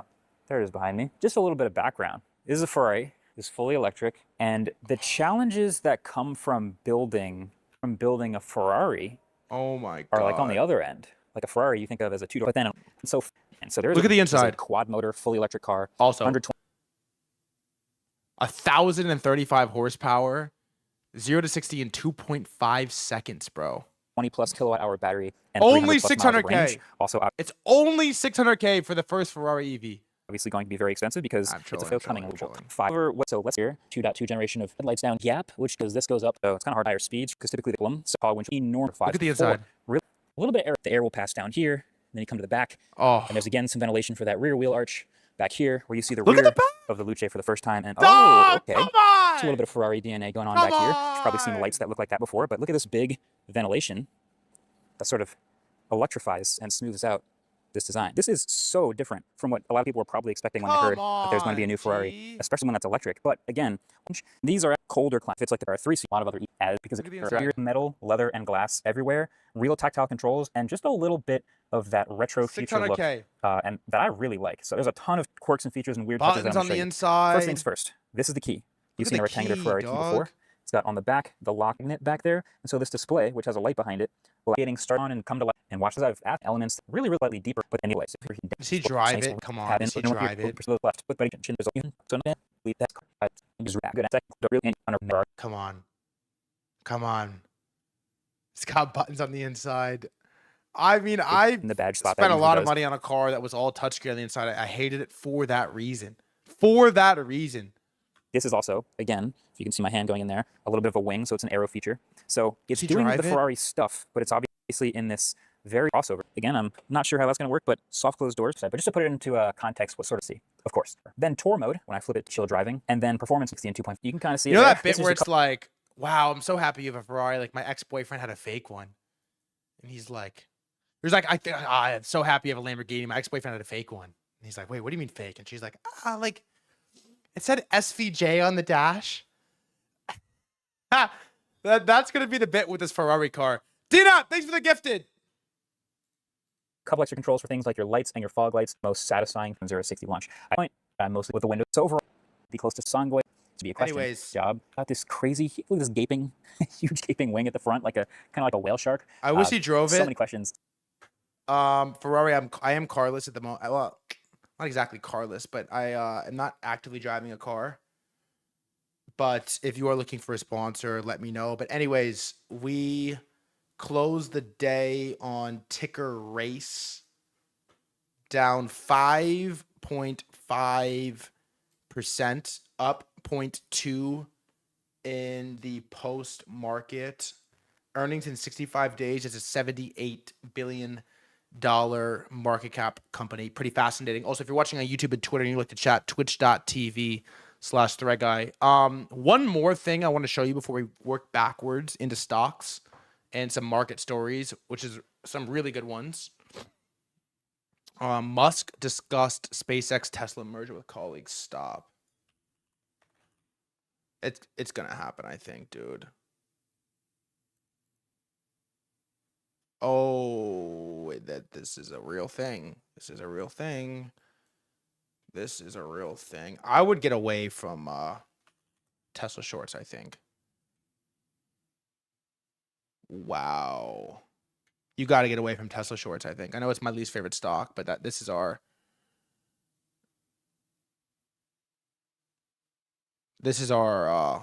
like the worst edge case ever. All right, let's see. War deal? Wait, what do you mean? What war deal, bro? Fucking war deal is this? What do you mean war deal? What the fuck war are we talking about? What war deal? All right, let's see.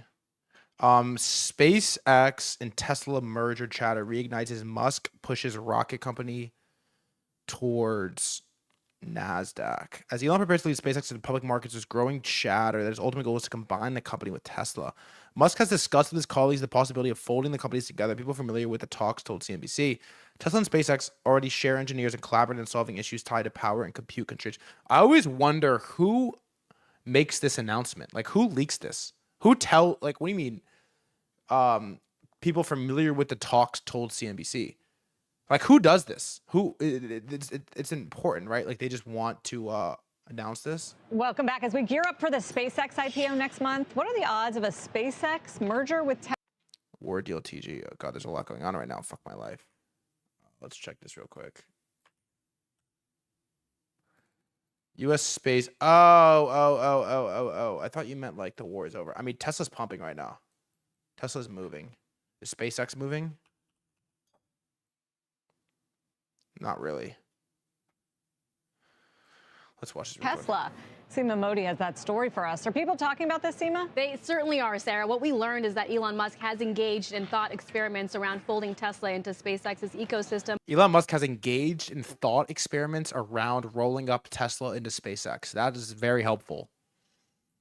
Given the synergistic opportunities, that's according to people directly familiar with the matter who... What is this? Thought experiments? threadguy has engaged in thought experiments about getting acquired for $1 billion. Spoke to myself and digital reporter Laura Kolodny. What we found, first and foremost, Tesla and SpaceX share talent. Musk is CEO and sits on the board of both companies, as does his brother Kimball. SpaceX board members Antonio Gracias and Steve... What? His brother Kimball? What? Jurvetson previously sat on Tesla. What? I've never heard of his brother Kimball. What?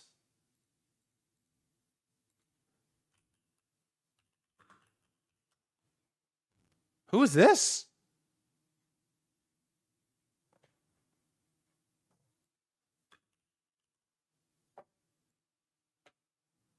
What?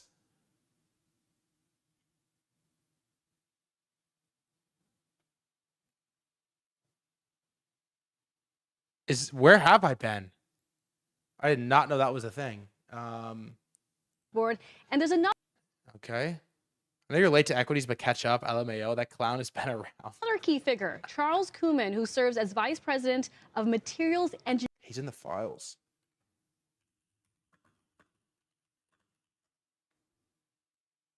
$100 times. Oh.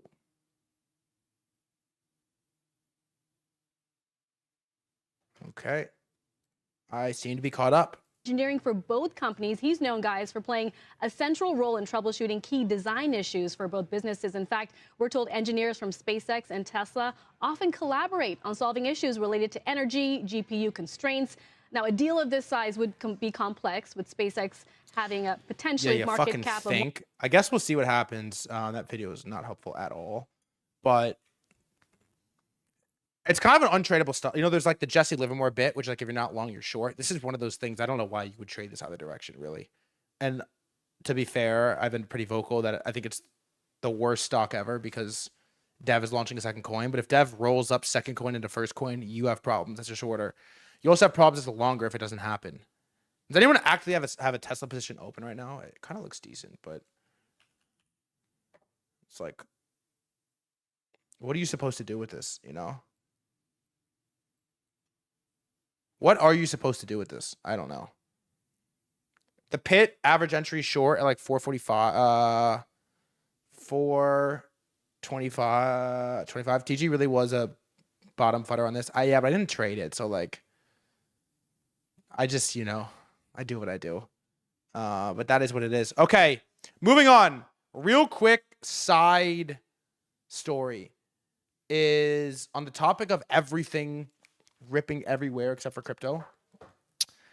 There was a sale yesterday of Victor Wembanyama, 1/1 rookie, sold for $5.11 million. The reason this is significant is it's not the biggest sports card sale of all time. It actually isn't even that close, but it's one of the biggest ones in a while because where Pokemon has been so pumping and outperforming, sports haven't really gotten that like gotcha gambling pump that has been seen in Pokemon. And it's been kind of dead, really. There hasn't been the price appreciation in sports that there is in Pokemon. For a non-side card, yes, but it's a 1/1. Like the signature, it's funny, the signature doesn't really add that much value, but a lot of the best cards happen to be signed, if that makes sense. And so I pulled Trump tweet about crypto. Hold on. I pulled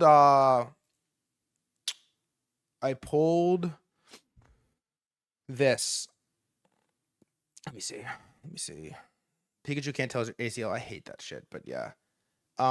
So this was published on April 1st, 2025, and it's the most expensive basketball cards of all time. Okay. And what you'll notice when you look at this is Steph sells in July 21 for $6 million. July 21. LeBron sells in April 21 for $5 million. A Luka sells in February 21 for 4.6. A Jordan sells in October 21 for 2.7. A Giannis sells in September 2020 for 1.8. Kobe rookie in March 21 for 1.8. LeBron 2005 March 21 for 1.2. Giannis, this is probably not worth anywhere near this, but December 2020 for 1.1. Kobe logo man October 21 for 1. Larry, Dr. J, Magic Johnson, scoring leader, August 21 for 800K. And so the thing that you notice is every single one of these fucking sellers is in 2021, bro. All of them. They're in 2021. I think there's been quite a few, like a couple above that. Kevin O'Leary bought some dumb shit, and there's been a couple sales higher. But everything has been 2021. 2020, 2021. All the people that got rich on Top Shot and NFTs and crypto in 2020, a lot of them rotated out. A lot of them bought sports cards instead of Pokemon cards. And there was this crazy blow-off bull market, but it's been dead since then. Like, it's been completely dead since then. And boom, you just got a pop of Wemby, $5 million into sports cards, which is kind of encouraging, I would say. I don't know what that means for your cryptocurrencies and whatnot, but high beta everywhere is pumping. Okay, Trump tweeted about Bitcoin or crypto where? Whoa, what's the full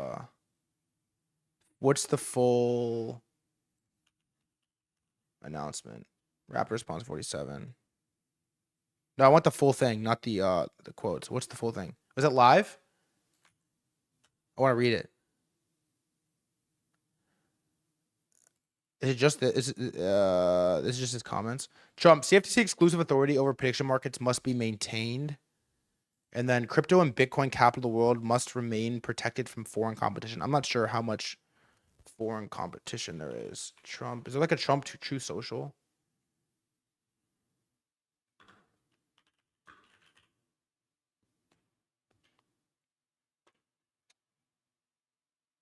Thank you. Thank you. Thank you. Thank you. Thank you. Thank you. Thank you. All right, let's see. Kimball Musk. It's critically important that the CFTC's exclusive authority over prediction markets is maintained and that they will thrive. Under my leadership, we are setting rules of the road that are the gold standard for the states. We cannot have scum like Chris Christie, Tim Walz, JB, setting the rules. Other countries are after this new form of financial market, and we want to remain at the top. Likewise, and even more importantly, where we are currently, the crypto, Bitcoin, etc., capital of the world, other countries are trying diligently to replace us in that capacity, but we won't let it happen. It is a major industry, and we must protect it. Mike Sillig, CFTC chairman and respected by all, is doing a great job. Thank you, Mike. President Donald J. Trump. So let's see. I bet you that pumped the Bitcoin price. Oh no, it did not. Shocking.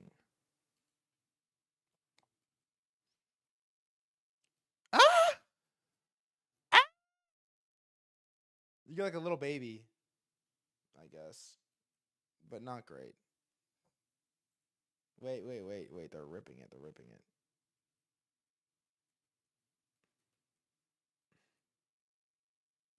Crazy. Bang, baby. Up 8 bips. Oh, man. Anyways, in other news, we do have some stocks to talk about, and there is some action happening in the market today. Let's get through it. Number one, let's go over some individual names. One, Reddit. So Amit Investing, who I got to admit, Amit has a lot of motion in TradFi. He really does. Guy's got a lot of motion. He's also been posting Hyperliquid a lot. Has come out and entered a position in Reddit and Shopify. So Reddit has been a name that's always been on a watch list. First real deep dive I did was at 230, and I stayed away because of valuation. I think valuation concerns are more than resolved given the company has continued to grow and the stock has continued to go down. Shopify has a more expensive valuation, but I do not think the street is accurately pricing in their role in agentic commerce. Everything I've ever learned about agentic commerce was against my will, and it's really quite laughable how aggressively the street is ignoring the quarter they just put up. Both are absolutely massive compounders with accelerating growth that are down 40% year to date because they aren't semiconductors. Hoping they fall another 20% to add more. Sold puts on Shop 1 month out for $90 and Reddit at $130. Entry price on Reddit is $142.57 and on Shop $103.85. Okay, obviously we have to add this, right, to our list. Reddit. They make money on advertising mostly. How do they make money? In selling data? 142.57.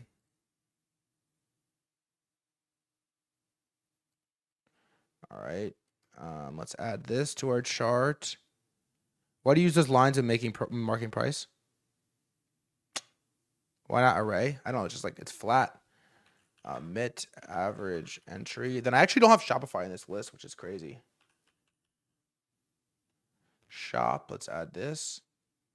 Let's add a mid entry at 103.85.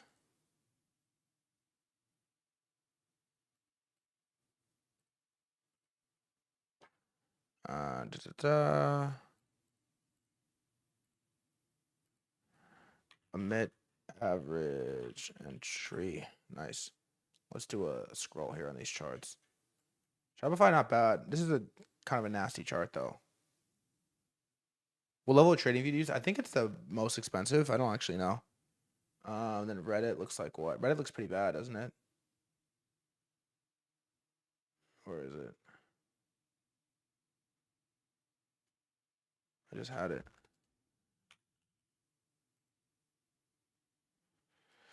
This doesn't look great. I must admit. Not great. I also love that both businesses are still run by their founders, looking to actually hold these names over the coming years, so dips are likely. And if the SaaS sell-off or broader rotation out of anything semis gets worse, then I would gladly welcome better prices. All right, Reddit thesis and Shopify thesis. Do you want it? Let's read it. Reddit thesis. Reddit just grew revenue 69% year over year to 650 million, which is crazy fast for a company already doing billions in annualized sales. Adjusted EBITDA came in around 266 million, or roughly 40% margins. EPS was about 101 versus 0.56 expected. That means profits came in way ahead of Wall Street's expectations. They still monetize below platforms like Meta, which gives it a huge runway if its ads platform keeps improving. It's one of the only websites left for real human-generated content that could lead to more LLM deals. I don't know why you would believe that to be true. Why is that true? Why is it one of the only last platforms left for real human interaction? I don't believe that at all. It's the same. Why would it be different than any other platform?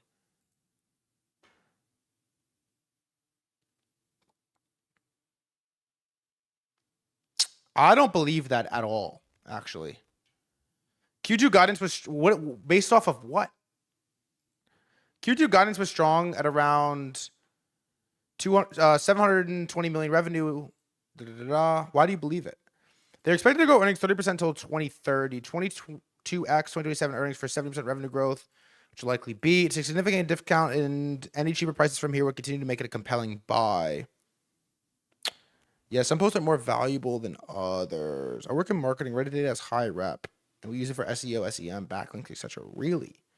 You were honestly getting really strong growth at a discount and a hated theme. Honestly, cool. I like being in a name that's so hated but growing at the level it is. We saw Reddit get massive bid on earnings only to fall because money rotating out of it, which just made the multiple more attractive. It's legit full of bots. I feel like it is too. I don't even use it anymore. Biggest risk is a recession that would hurt ad budgets, but everything would get hit if that's the case. If not, then the core business should continue compounding nicely, and the more the stock falls, the better the multiple gets. Maybe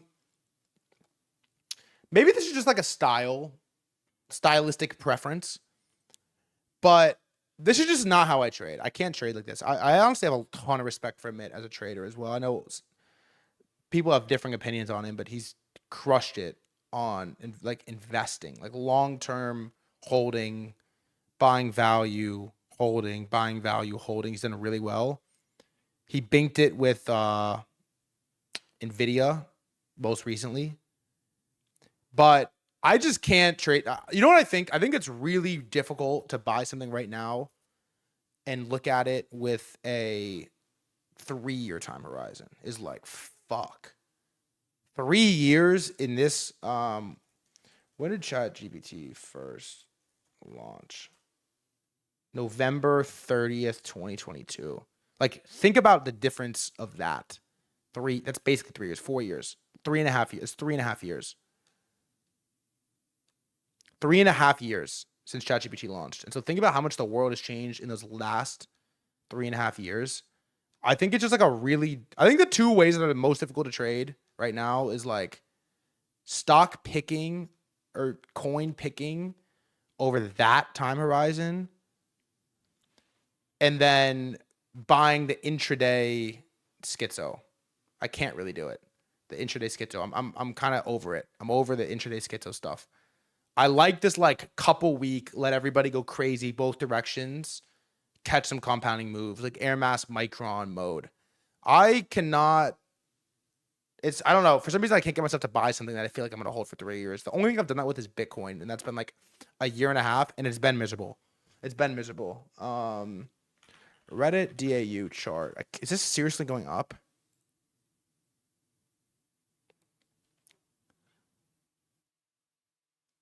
Wow.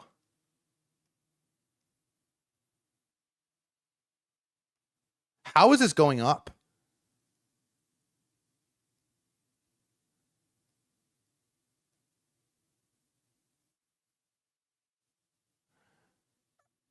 Yeah, bots, right? There's no way to like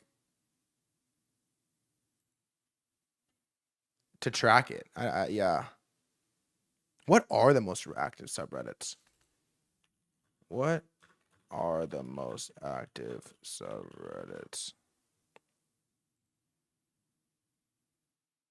r/funny. Like, bro, give me a break. That's the biggest. I guess this is based off of total users, but r/funny. Come on, bro. r/funny. Ask Reddit. Gaming. World news. Today I learned. Music. Awe. Movies. Memes. Shower thoughts. Science. r/pics. r/jokes. r/news. r/space. All right. I'm just gonna say it. Reddit's a porn site.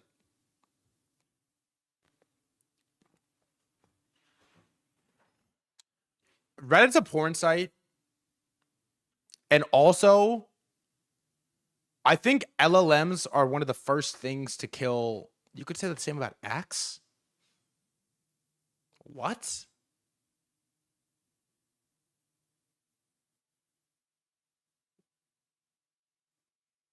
What do you mean you absolutely could? I mean, if you think X is a porn site, you gotta just like get your shit together, man. You gotta get your shit together if you think X is a porn site. Like, I know they let porn on X, but like, you gotta get your shit together. Reddit is a porn website. Also, I'm gonna give a take that I think LLMs hurt Reddit. I know, bro folded under zero pressure on X. I think that Reddit gets hurt by LLMs the most out of every social media platform, okay? This is just a total vibe. My theory about it is the only time I use Reddit is when I have like a very weird question, okay? Like, I don't use it to like go viral or use it because I enjoy reading posts on Reddit. I use it when I have like a weird question. Like, I did something really bad, or I took something I shouldn't have taken, or like I ate something and now I have this symptom, or like I want to get PRP injection in my shoulder. Like, I use it for personal questions that are niche and very specific. Okay? That's what Reddit's the best for, because you're not going to tweet it. You're not going to like post it on Instagram. It's the best for very personal, weird, niche topics. And that is exactly what LLMs are the best at, in my opinion. That's what I use ChatGPT for the most, okay? I use it for I use ChatGPT the most for two things. Number one is help me understand blank. Like, help me understand this tweet, this update, this announcement, this article, this read. Help me understand blank. And then help me, like, this weird niche thing I just did, make it make sense. Or like this weird thing I just did, da-da-da. And so then you could say like 40% of ChatGPT sources are from Reddit. But in theory, doesn't that crush the flywheel if you're no longer getting, like, okay, GPT may be buying data from Reddit, but then Reddit gets crushed on the advertising side because people use ChatGPT or Claude instead of Reddit. And so you like maybe add to the flywheel, but then you take away, and long term it like deteriorates, it gets chopped down. And so I don't know. Maybe I'm wrong because our revenue is going up, but I feel like cultural impact of Reddit doesn't grow from here. But maybe I'm wrong. It's an interesting one. Well, look, we added it to the list. We definitely added it to the list. His second thesis, every metric's up and to the right. Let's check like Reddit revenue chart. Do you use it? Yes or no? Do you use it once a week? I know I ask this a lot, but do you use it weekly? Do you log into Reddit weekly? Wow. My quarterly revenue is pretty gross.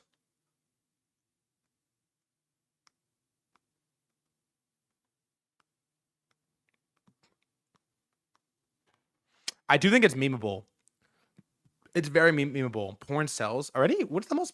I'm gonna not show my screen. Biggest public porn company.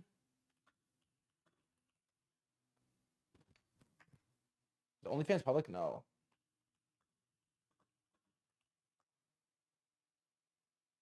Nothing's public.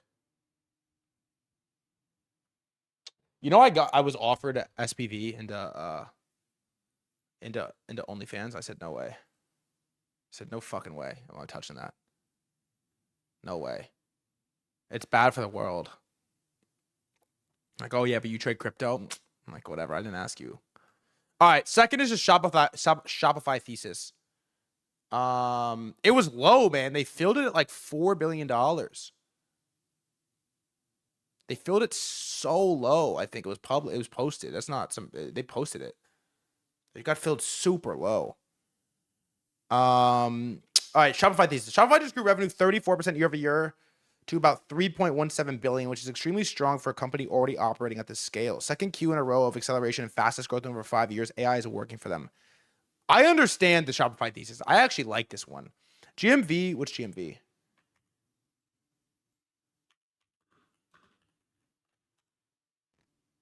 Gross merchandise value. Crossed 100 billion in a single quarter for the first time, growing 35% year over year, showing merchants are still heavily consolidating onto the platform. The street taking the stock down from 150 to 95 after this showed me how much of the name is hated. I hope it continues to dip on these types of metrics because these are not signs of a business that declined, even if the stock price is. Operating income nearly doubled to about 382 million, up roughly 88% year over year, meaning profitability is scaling fast alongside growth. Shopify generated around 500 million free cash flow. Management is leaning heavily into AI, and they clearly believe agentic commerce could massively. They're the ones with Tempo. Is that true? That's Stripe. That's Stripe. Even after the stock volatility, Shopify still looks like one of the highest quality long-term commerce platforms because it combines strong growth, improving margins, huge gross merchandise value, and expanding ecosystem dominance. I actually like this thesis a little bit. I'm not gonna lie. I like the Shopify one. The problem is I just don't trade like that. What is this PE?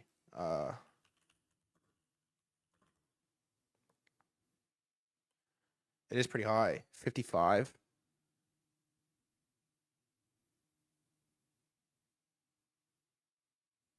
That is pretty high, huh? Trailing's 100.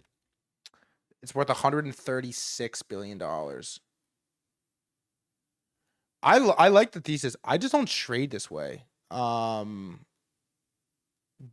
Doing DCF models and evaluating free cash flows. Like, why? I don't know. Part of me is like, why would I drive myself crazy trying to DCA Reddit when you can just like slam Micron ATH?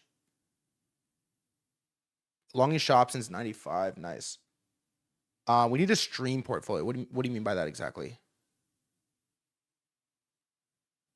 Like, I don't know. It's a little bit like, why? Yeah, why would you? It's like, why would you buy Railgun when Zcash exists? It's like, I guess, but you get punished for it, you know? Like, it's cheap for a reason a lot of times. Viewer investment challenge. I kind of hate those. I think they suck. They're like so gimmicky. Maybe though.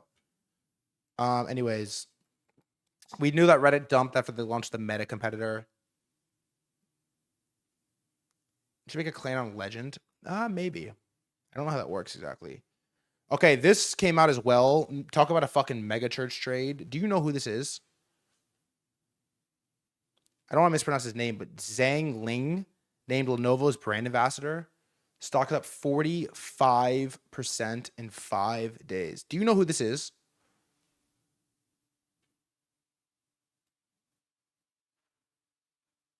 Yeah, we are full circle China maxing again. Look at this thing, bro.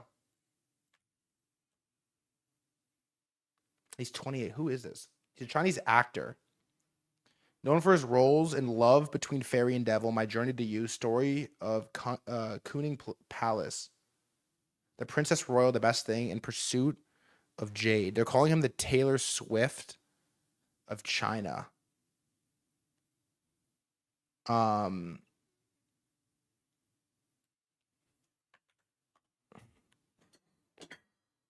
All right, let's peep real quick.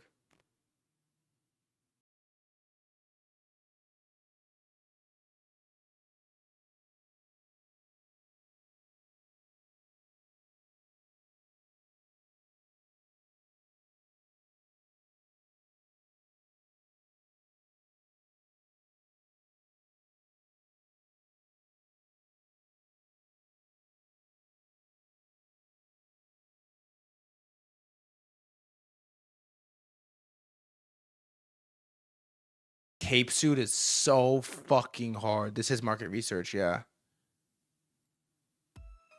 Jiangling, he has gone through a transformation that truly stands out. When he first debuted, he was mostly recognized for his visuals and calm presence, but over time, he began to prove that he had much more to offer. With I'm not gonna lie, he's fresh as fuck. each new role, his acting improved. His expressions became more natural, his emotions more convincing, and his overall performance more engaging. What makes his transformation impressive is how consistent it is. He didn't change overnight, he grew step by step, learning from every project. I mean, he looks insane. Now, he shows a stronger and more confident presence on screen. His performances feel more mature and emotionally rich.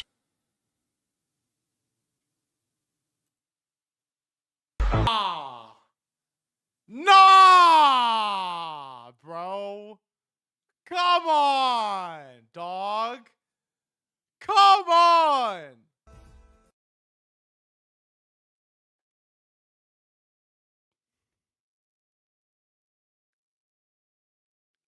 I mean, that was magical.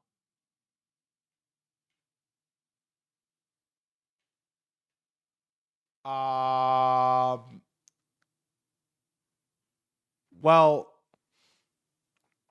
he's not 6'3". Wait. How famous is one of the most popular and bankable actors? Revered for his striking visuals, steady acting improvement, and record-breaking drama hits, he holds immense commercial influence, boasting over 18 million followers and a massive global fan base. I'm not gonna lie, that like shook me a little bit. That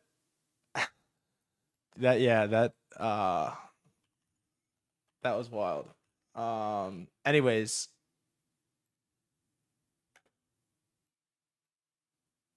here you go. He announced a partnership with Lenovo. And the market's right. The market's never wrong. I believe it right now. I mean, this is unbelievable. Look at this. I mean, that's unbelievable what that looks like. What is his partnership? Let's see. Like, what did they...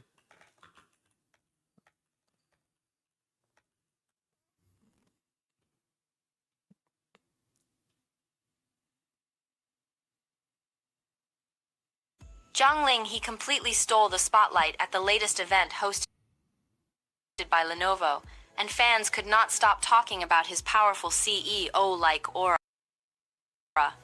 The moment he appeared at the brand conference, social media instantly exploded with reactions praising his sharp visuals. Dude, what is up with this sharp visuals thing? What the fuck? Elegant styling and calm confidence. Many fans even joked that he looked less like a celebrity and more like the actual CEO of the company. Wearing a sophisticated formal outfit, Jiangling, he carried himself with a mature and professional presence. I'm still not buying the laptop, but I mean, this is insane. This is a $200 billion company, bro. You could very clearly see on the chart where he became a brand ambassador of this thing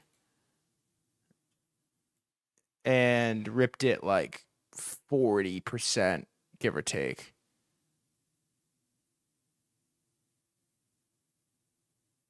That's crazy. What the fuck is sharp visuals? Somebody tweet I have sharp visuals. If anyone here tweets I have sharp visuals, I'll retweet it instantly. But yeah, man, the market's so awesome. Ferrari drops a car, it sucks. Loses like $10 billion in market cap. Lenovo announces a brand ambassadorship with a hot singer from China. adds 40% market cap on $200 billion. And we're worried about fucking DCF models and like free cash flow of Reddit. It's like, come on, bro. We're trading trends. Is what we're doing. Who trying to make me a brand ambassador? For real. So that's this. Stock up 45% in 5 days. Crazy. Next is, all right. The enhanced games happened, okay? The enhanced games happened. And there also was a trade on this. Now, this was a weird one to trade. It is down from ATH. It's down 81%. TG hyped this up, don't forget. It's down 81% and it's on 44% intraday. So here's my take on the enhanced games. Stock price aside. I think the idea is really cool, but they have a problem, okay? The problem is everybody wants to see juiced athletes compete on steroids and on illegal PEDs. Everybody wants to see this. The problem is they want to see LeBron and DK Metcalf and Justin Jefferson on juice competing. They don't want to see like Jeff from accounting on juice, who's like 44 and had a pretty good college freestyle time. Okay. That is actually the problem. I didn't really think about this until we saw it. Like, you want to see the best of the best on steroids to see how much better they can get. You don't want to see like some random math PhD who was pretty good in college on steroids. And so the problem was they have a bunch of mid athletes that like nobody knows about, nobody cares about, and the times don't really mean anything. Like, if some random knocks a couple tenths of a second off of his freestyle because he's on juice, it's like, I didn't come here to watch Tulip King swim. You know what I'm saying? And so they're in this like weird middle ground where it's impossible to get the best athletes of the best sports because they make too much money. Okay? But I think you could theoretically pay more for some like niche sports. Like, I think you could pay more for track and field. You could pay more for like swimming. You could pay more for track and field, swimming, and like maybe boxing. Maybe the UFC, but those contracts are huge.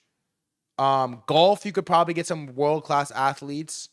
And maybe UFC and boxing. Maybe. Wrestling, you definitely could. Lacrosse, you probably could. Like, there's a scenario in which you just win. Not the, I was going to say the retarded sports. Not the retarded sports, but like, you would just win the sports that don't pay very much. And that would be interesting. Like, if the best swimmers in the world become enhanced games and they start, it's like bodybuilding. They just like make it like bodybuilding, right? Like, they just say, fuck it, this is the way it is now. If you're a swimmer, you're on juice, and you compete in the enhanced games because they can pay more. There's like a scenario in which that happens, and that is a really cool outcome, I think. That's a really cool outcome, because the only thing like we really got out of the enhanced games is this picture. That's it. Is this picture. It's just like a good picture, but like, that's it. That's all we got is this guy. Like, this is all we got. This is all anyone remembers. And by the way, this guy looks fucking nuts. Like, what is that? I mean, he don't even look real. They got to get him out of that suit. It doesn't look right. I mean, that is like a fucking... Give that brother a bench press. Can you imagine that guy on the lat pull-down machine? What percentage of professional athletes are on T, in your opinion? Or on juicing? I don't even know. I have no idea. I think they're pretty strict about it, but they let people go. They let people go. Like, it's better for the sport if you're not getting caught. But I think low looks like a dick wrapped up.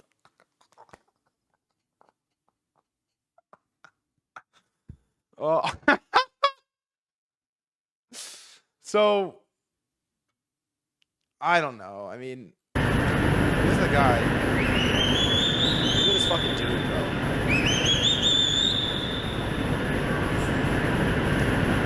I mean, he looks insane. He's too big. He's too big. He's way too big.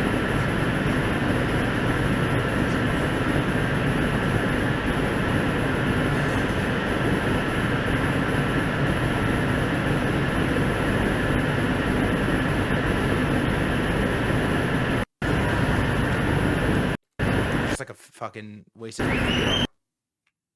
What else?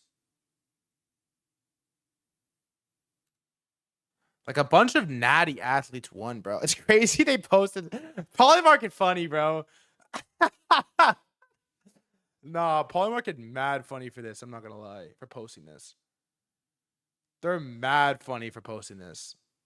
But yeah, it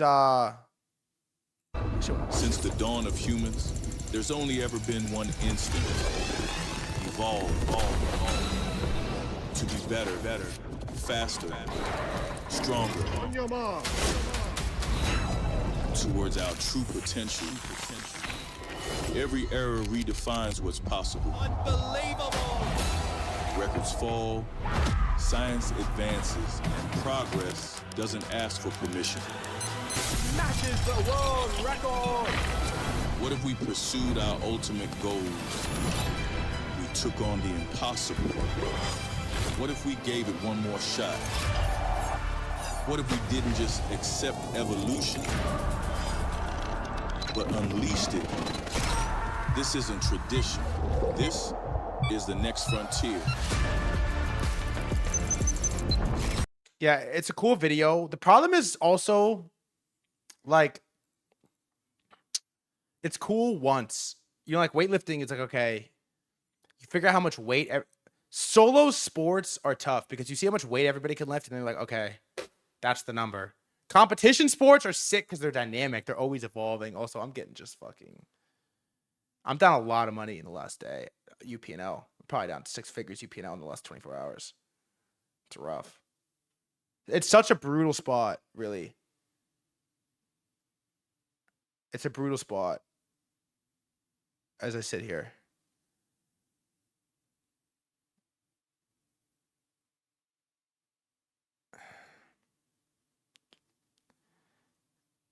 Why is the screen behind you still showing Bitcoin at 80K? Because I'm manifesting. Yeah, I don't know. I can't do anything while I'm on stream. But how much is Garrett up? This little fucking... Oh my god. This fucking guy, bro. Oh my god.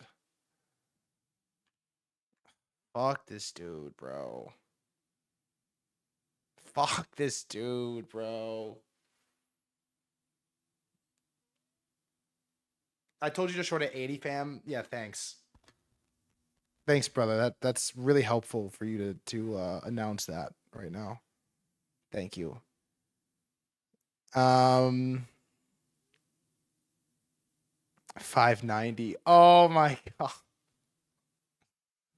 Oh my god. I promised this girl vacations, weekend trips. I made all types of promises, Airbnbs.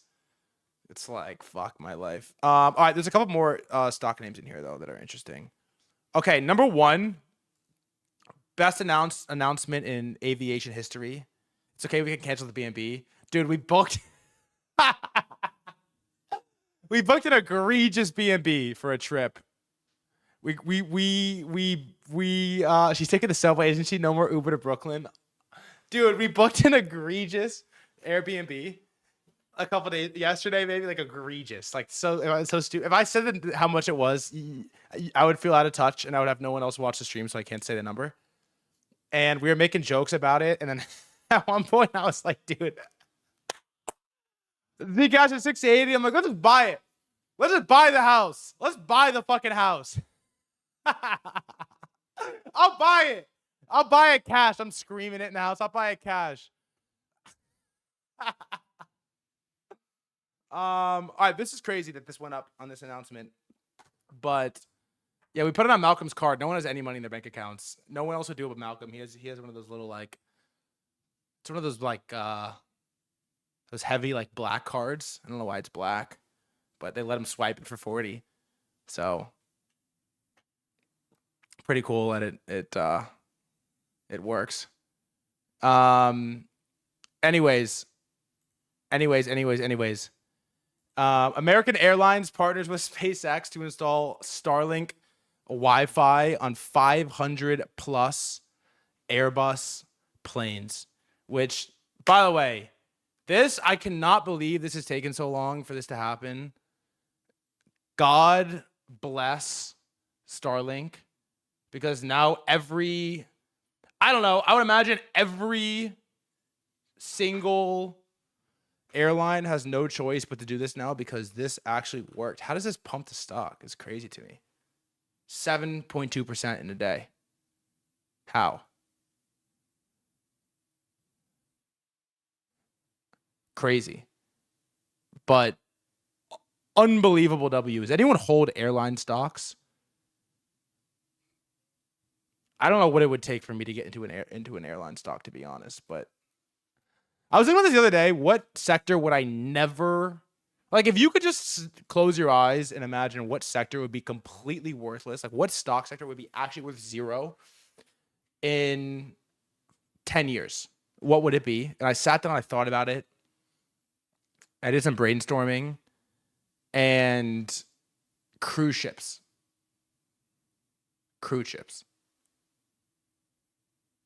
100,000%.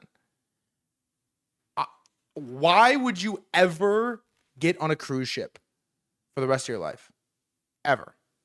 It is the worst thing ever. I'll never forget it. My parents took me on a cruise when I was like 8, maybe 10, and I loved it. It was the greatest time ever. You know what I did on the cruise? I was 10 years old. You know what I did on the cruise? I brought a basketball and I hooped all day, every day for a week. I did the same thing I would do at home. I hooped and I played basketball and nothing. And I ate slop out of the buffet and I did nothing else. Okay. A cruise has got to be the single, bro. Imagine being stuck on a boat in the middle of nowhere with 1,000 people you don't know and not being able to get off for extended periods of time. It is like the most disgusting. I'm not even a germaphobe. It's disgusting. It is absolutely disgusting. It's gross. And you're by default guaranteed to be there with other weird people, because who's getting on a cruise in 2026? And if you have a cruise vacation booked, I apologize. It's not personal. It's not personal. It's not personal. It is just like, by the way, I loved it when I went. I had the greatest time ever. But it's a different era now. Post-COVID is a different era. There's like so many ways to go out on a cruise ship. It's not worth it to me. There's so many ways to go out. You're stuck captive on a boat for a long time. You can't go anywhere. And so I will be skipping. When I have kids, I want a lot of them, by the way. When I have kids, I will be skipping the Disney cruise era. 100%. We're skipping the Disney cruise thing. And then they take you to these I went on a Royal Caribbean. I went on a Royal Caribbean cruise. I think I was 12. Maybe 11, 12, 13. How's Royal Caribbean stock? Let's see. I think it was Royal Caribbean. Mom, if you're in the chat, correct me if I'm wrong. Wow. How?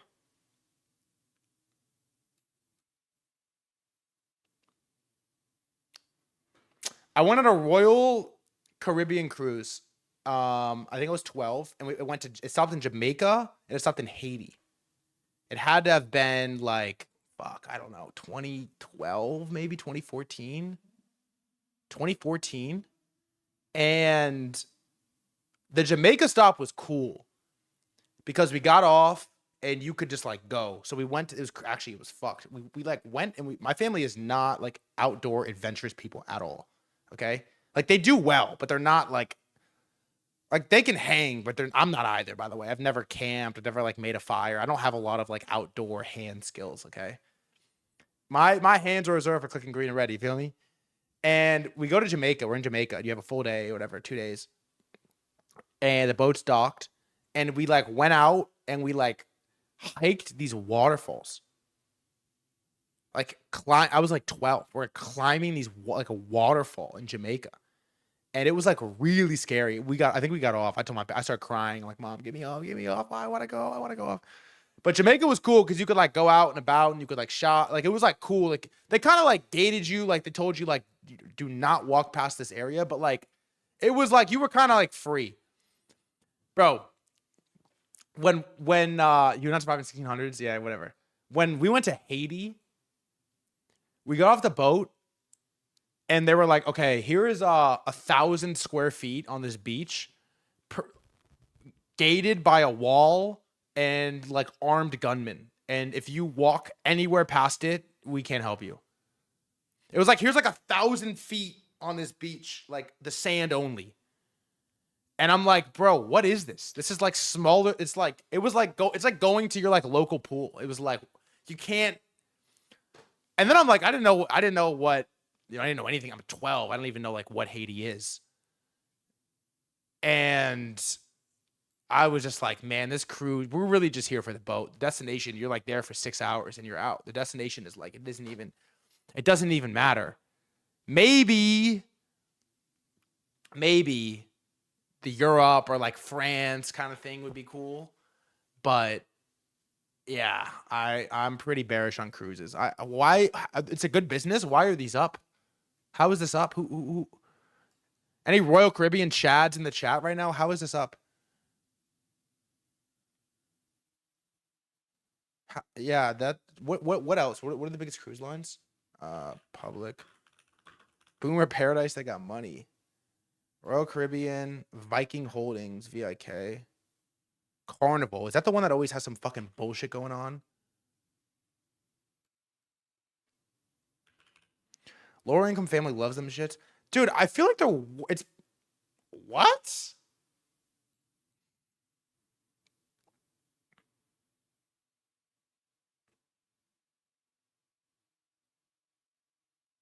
Yeah, I'm more of a yacht guy. What the fuck? How? Viking is for rich people? How much is a cruise? How much is first class Viking cruise? They do first class on cruises, or that's just a plane thing?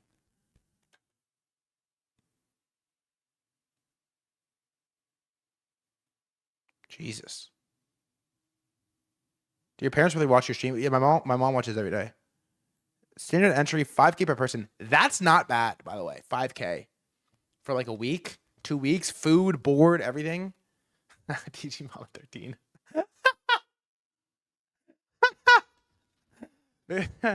Bitcoin looks amazing. Do I actually look? I don't. Oh, river cruise. What's a river cruise? 13. That's how you know. Malcolm knows. Wow, this is nuts. This is actually nuts. Yeah, this is so bad. This Bitcoin thing is so bad. Well, we're gonna move on. But yeah, I don't know why you would ever get on a cruise thing. 5K is absurd. My family would become homeless if we booked a trip there. Well, here's the thing though, is like if you think about it, it's I'm assuming that counts for everything. So it's like food, board, drinks, entertainment, and everything. It's everything for like a week, 2 weeks. How long? 2 weeks, 10 days. If it's all inclusive, it's not that bad. If it's like that's the base, and then you, yeah, and a and a virus. And a virus. We're gonna stop at a landfill in Birdwatch. That's awesome. Okay. 2 other things that happened. Number 1 is Pope Leo has officially been signed by Anthropic. And I want to talk about this for a little bit, a minute. Then we're going to talk about this legendary crypto, not crypto, stock pump and dump that just happened on this space name. I am going to get up really quick. I'll be in 30 seconds. I'm used to go to the dump in her small town to watch the Bears as kids. That's kind of like wholesome. Fuck them Bears though. Death to all Bears. By the way, speaking of Goodfellas, what the fuck is going on? Who the fuck listens to this trash? Excuse you, brother. Excuse you. That's Lucky you're referring to. And speaking of Goodfellas, the name of the song. Before I talk about Anthropic signing Pope Leo, I've been on a big movie thing recently. Goodfellas is maybe the greatest movie of all time. It's my favorite movie right now, and I want a mafia wife is what I want. I'm really into this whole mafia wife thing. Maybe the greatest movie ever. Definitely the most rewatchable movie ever. Unbelievable movie. I watched The Color of Money, which is why I went to the pool hall. Unbelievable movie. The Color of Money. So good. If you've never seen it, you should watch it. It's so good. Tom Cruise. I'm not a Tom Cruise fan, by the way, but unbelievable. And then I watched Saturday Night. About the first episode of Saturday Night Live. So good, but no possible way I could watch it twice. No way. Unwatchable twice. Like, you could never watch that movie again. It's like so stressful. It is brutal watch. Anyways. Also, I don't know if I've ever watched SNL live before, ever. But all right. There was an announcement that came out, which is Pope Leo, which this is not an area I'm like super well versed in. Okay. Basically published I don't know, I'm going to butcher this story really bad. Okay. I'm going to butcher the story really bad, but this is Tulip King has locked me in on this story being super important. So we're going to cover it and then we'll come back to it if it's important. Pope Leo basically put out a letter discussing AI, its future, its morals, its ethics, how he views it, what its place is in the world. And there's a couple like interesting notes here that I wrote down. Okay. So he chose the name Pope Leo the 14th after Pope Leo the 13th, who was the Pope during the Industrial Revolution, which is a crazy parallel. And so there's obviously tie-in between being the Pope during the Industrial Revolution versus being the Pope during the like AI era. It also is relevant. Again, I don't know much about the popes, so if you have comms here, let me know. It's also, how is a pope signed? Yeah, I don't know. It's also noteworthy he's an American pope. As we know, AI is led in America. And so maybe his ability to be caught up on new tech is part of the reason why he was given the supermax by America and elected as pope. And so he published an AI letter. Okay, or he published a letter about AI. And we were looking into this, and these letters are important when published by the Pope. And they're basically as high ranking as it could possibly be without the church defining official dogma, like church laws. And so the Pope is basically saying, here's my thoughts on AI as high level as possible, or as seriously as possible, without committing to a specific church law. So in the letter, and sort of like in partnership with Anthropic, there's a bunch of things that he says. Some of the highlights we haven't written down is like, one, general stance: AI is a tool. It's neither good or bad, good or evil. AI doesn't have a soul. Two, if you make AI, you're responsible for it. So if your AI does evil, you do evil. If you align an AI that convinces somebody to like commit a crime, you are responsible for AI's actions that led to committing said crime. AI for the case of war and murder should be explicitly banned. It's a wrong. Also, the reason I'm reading footnotes, by the way, is this thing is like, look at this. Look how long this is. Yeah, not happening. Absolutely not happening. AI for war and evil is should be banned. It's wrong. training AI on your employees, then firing them is evil. So meta, I guess, in what they're doing right now, which is like forcing your employees to use AI, taking all the data, training it, making it really good, and then firing them is evil. We should continue studying AI and why it does the things that it does. And AI power should not be concentrated in the hands of a few labs, which is, I don't know. Yeah, wishful thinking at best. That's wishful thinking. And so Anthropic was invited to the summit. And the reason that they like Anthropic is that Anthropic has done the most work on understanding why AIs do what they do. And so based off of what we've covered in this article, like the Pope isn't specifically endorsing Anthropic, but they're saying this is the best example. And Anthropic has the deepest understanding of, I guess, how these LLMs work or why they respond the way that they respond and why they do what they do. Which is, yeah, is that true? Allegedly, this is true. What did Dario have to do to get there? I don't really know. How much political power does the Pope have as well? I also don't know, but there's 1 billion people in the world are Catholic. Is that true?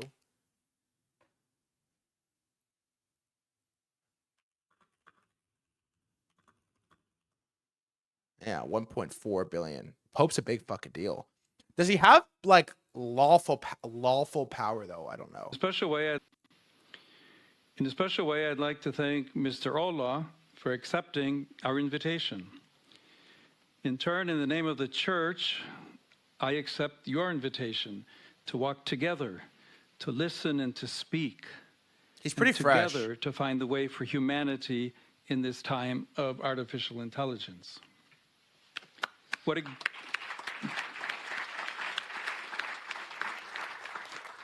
a great sign of hope it is that with our differences, we can listen to one another. This interchange clearly bespeaks the gravity of the moment, as well as confidence that together we can discern the major questions of our time, and so the future of humanity. In a special way, I'd like to... There's that. Let's see what else I have here. So Anthropic co-founder spoke.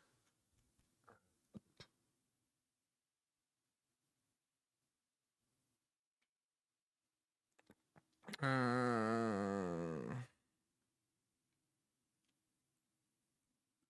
think it's just a bunch of slop.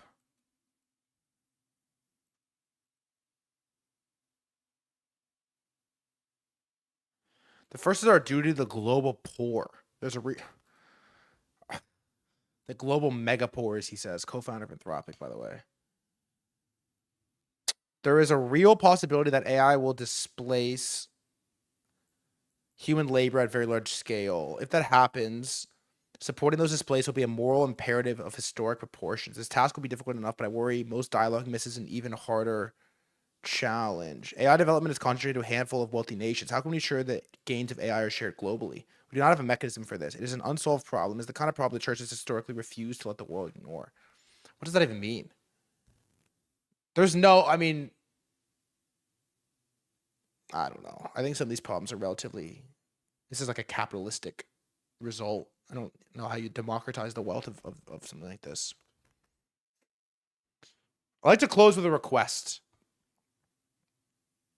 We need more of the world, religious communities, civil society, scholars, governments, and indeed all people of goodwill to do what His Holiness has done here, to take this seriously, to look closely, and to push events in a better direction. We need informed critics who will tell the labs when we are failing. We need more voices that the incentives cannot bend. Today is just the beginning, the start of a long collaboration between those of us who are building this and those of us who can see what we from the inside cannot. Today is a powerful illustration of this form this global project of goodwill might take. Let it also be a decisive first step towards the hopeful future for magnificent humanity. Thank you. Let me ask you a question, chat. That was a crazy voice crack. Are you afraid of AI at this stage? Like, I feel like we are pretty in tune with what's happening on a daily basis. Are you like afraid of AI on your ability to? Yeah, everyone is like, this is a crazy little pocket here.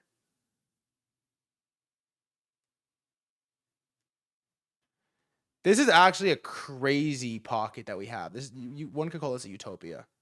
This is about the only place you could have consensus no. Are you afraid of atomic bombs? I mean, if one's coming at me, yeah. What the fuck kind of rebuttal is that? Honestly, I understand why. I understand why the mass society is afraid of AI. The first is just like a lack of understanding. Because although it is incredibly good, we are still not at the point where you could just like everyone's like, oh, what if I could start over again? I would go to businesses and I would replace their existing systems with AI. Like, it's just like the most, I'm gonna say some shit that's gonna get me in trouble. It's just like the most, no, it doesn't work like that. Like, it's such a replace system. You know the hard knock life kid who goes around and interviews all the billionaires. He's like, how'd you get money? Every one of them says the same thing. If I could start over today, I would go find businesses and I would replace their existing systems with AI. It's like, no, it doesn't work like that, number one. And then number two, the reason I'm not afraid of it is we're just going to trade it. Really. We're just going to trade it.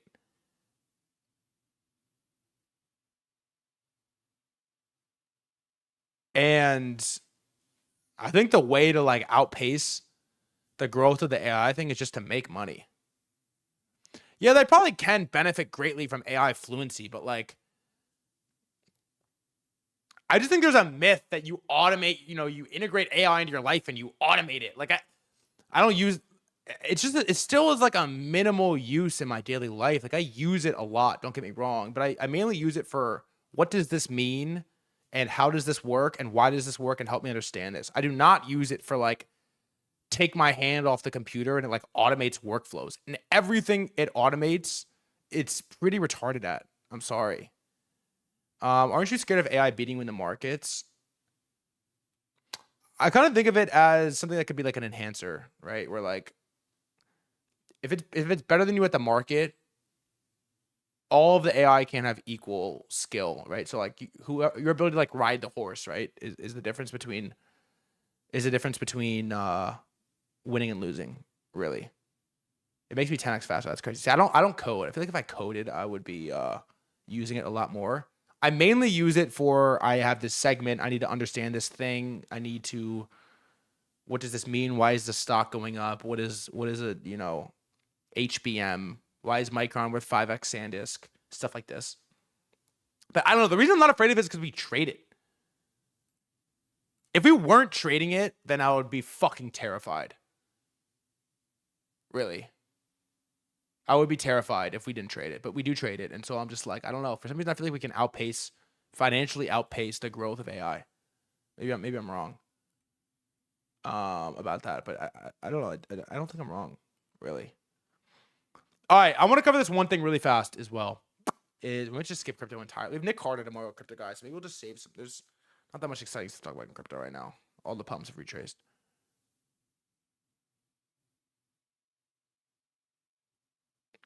All right. There's this guy. Does anyone know who this is? Zip Trader.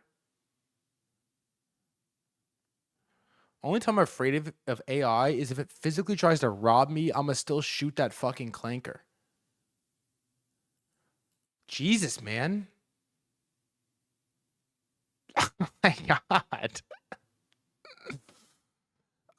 Breaking down why. All right, there's this guy, Zip Trader. He has 870,000 subscriptions, and he posted the SpaceX stock has 5x potential at $70 million market cap, and I'll show you why it's significant in just a second. Let's watch this for a second.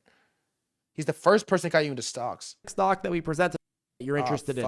Now, step back from some of the most insane losses of any company in dollars. In today's video, I'm going to be breaking down why I believe it has 5x potential. And I'm going to give you an overall deep dive into the setup alongside the risks. I've never heard of this guy. This is a close partner and customer to SpaceX that has flown on multiple SpaceX missions. It looks mechanically set to benefit from the space economy valuation reset. It holds a seat in the Pentagon's Golden Dome missile defense contract vehicle. Very, very important. It trades at a $75 million market cap. I think it's actually $73 million. But as far as I can see, this makes it the cheapest publicly traded company that has flown to space while also working with SpaceX and getting government money. And it has a near-term mission catalyst on the calendar for September. Now, what does Momentus actually do? Well, Momentus Stellantis is in the in-orbit infrastructure business. That's the cleanest way to describe it. They're not a rocket company. They don't launch anything from the ground. They actually ride on SpaceX rockets. Their core product is something called the Vigoride Orbital Service Vehicle. Now, if you watch yesterday's video, maybe you could skip ahead a little bit, but this is a small maneuverable spacecraft that hitches a ride on a rocket as part of a rideshare mission. Once it gets dropped off in space, it acts like a tug. It carries multiple customer satellites on board, then uses its own propulsion to move them to their own precise final orbits. It can also host payloads directly on the vehicle itself. Anyways, that's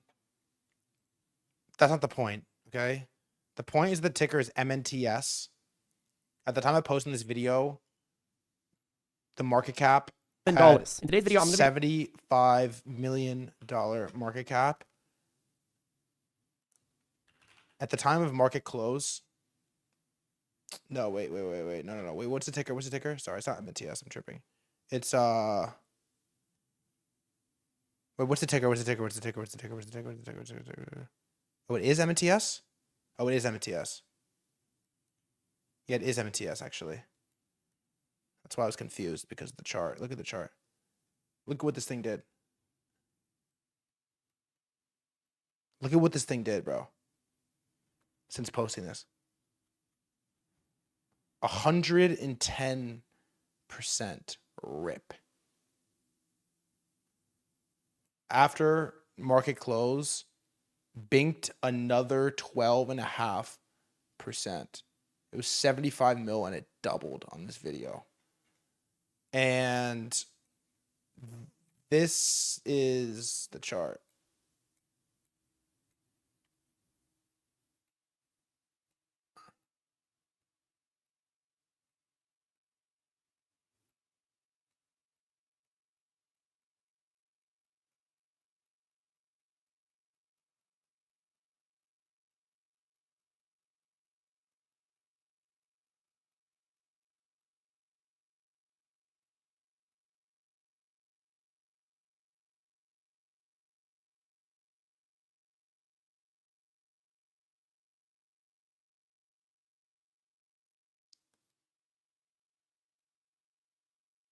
So,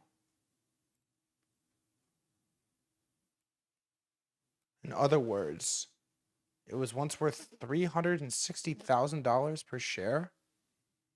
It's now worth $15.48 per share.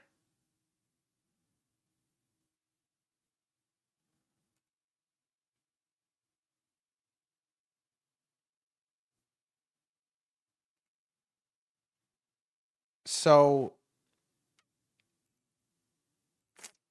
that would mean at current price, as close as I can get, it'll let me go to 107.60. Let's see if I can zoom in and get closer. Let me zoom in and get a little more exact, if you don't mind. Looks bottomed. Don't mind me. Almost. Let's get a little closer. We're almost there. We're almost there. Just a little bit closer. It says it's down 100%. That's obviously not true. But it's more like 99.999999999999999999999999999999999999999. What's the all-time high market cap? I'm actually curious. MNTS all-time high market cap. Yeah, okay, it's not nearly that much. It's more like 90%. It's down. It was worth $1.2 billion. It's currently worth 75 million. So it's down like fucking 90%. And this guy ripped the ever-loving shit out of it. Kind of impressive how hard he was able to pump it. And that, I think, is how you get a call from the SEC. I'm not going to lie. That's a scary thing. That's a scary spot to be in. This is why I don't do fucking stock calls. And the thing that's crazy... DNAP, send the clip.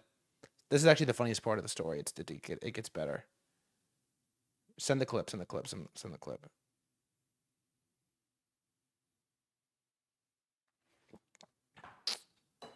Should have done a meme coins of perps. Here's the clip. All right, watch this. Ready? So the thing that's funny about it is that this thing has been so dead.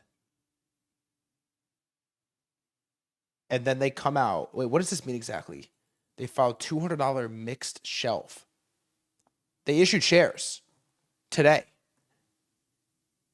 Or they're selling. What does this mean? What does this mean? What does this mean? What does this mean? They're diluting. They're issuing shares. What is the $200? The $200. Oh, 200 million. Yeah. They diluted today. This thing has been down only forever. You get a random pump and dump from some fucking YouTuber and they issue $200 million worth of shares right in front of your fucking face on your fucking head top. More than the market. 2x the market cap. Brother. 2x the market cap. Ken Griffin owns 10%. That's crazy. Good to know. Ken Griffin was active recently. This is Ken Griffin after finding out his 10% is ripping.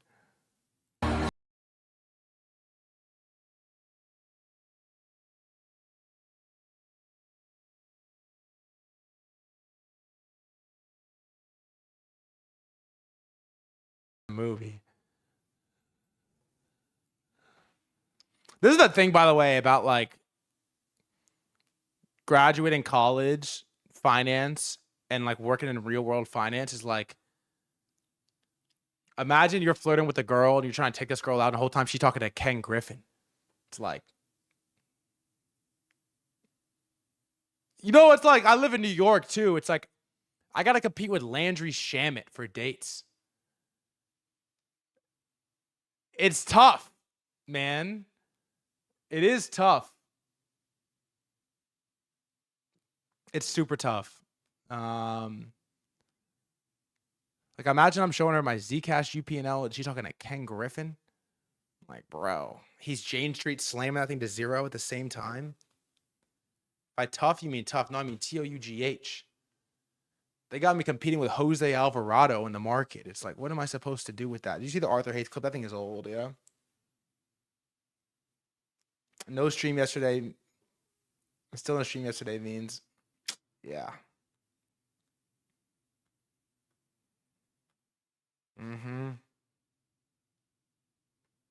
Ken Scary, he a bitch. You are tripping, bro.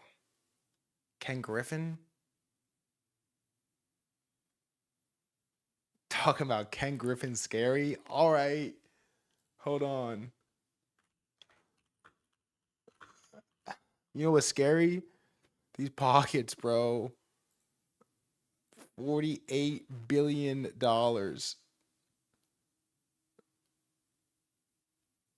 Talking about Ken Griffin is scary. 50B, bro.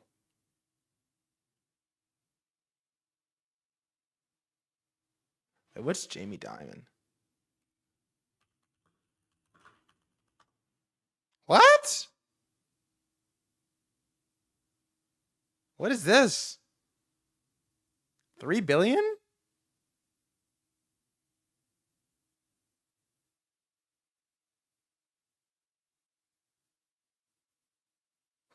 Really?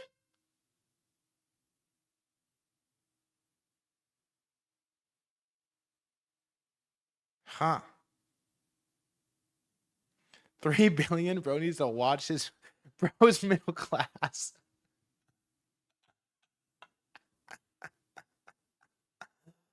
Oh, man. Middle class. Ken Griffin, the upper middle class. 50B.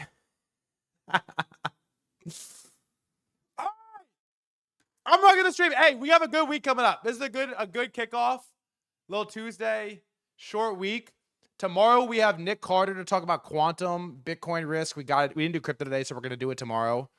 And then Thursday, we have Ryan Watkins and DeFi Monk coming on, the biggest hyperliquid bulls, maybe other than Flood in the entire world. And yeah, they've been fucking crushing. So yeah, Nick Carter's gonna come on and talk shit about Bitcoin as it holds on to 96K for its, or 76K for its absolute dear life. And it's gonna be perfect. It's gonna be beautiful, and you are going to love every second of it. I'm working on Barry Silbert. I'm working on Barry Silbert. I'm working on Sailor, and I'm working on Novogratz. I love y'all. I appreciate y'all. Thank you for pulling up. Thank you for supporting. Thank you for showing out on live every day at 3:40 p.m. EST. If you're watching on YouTube and you're watching on Twitter, I recommend you join the Twitch every day of the fucking week. I love you. I appreciate you. I will catch you when I get you. I'll see you when I see you. Have a great rest of the motherfuckers. Peace.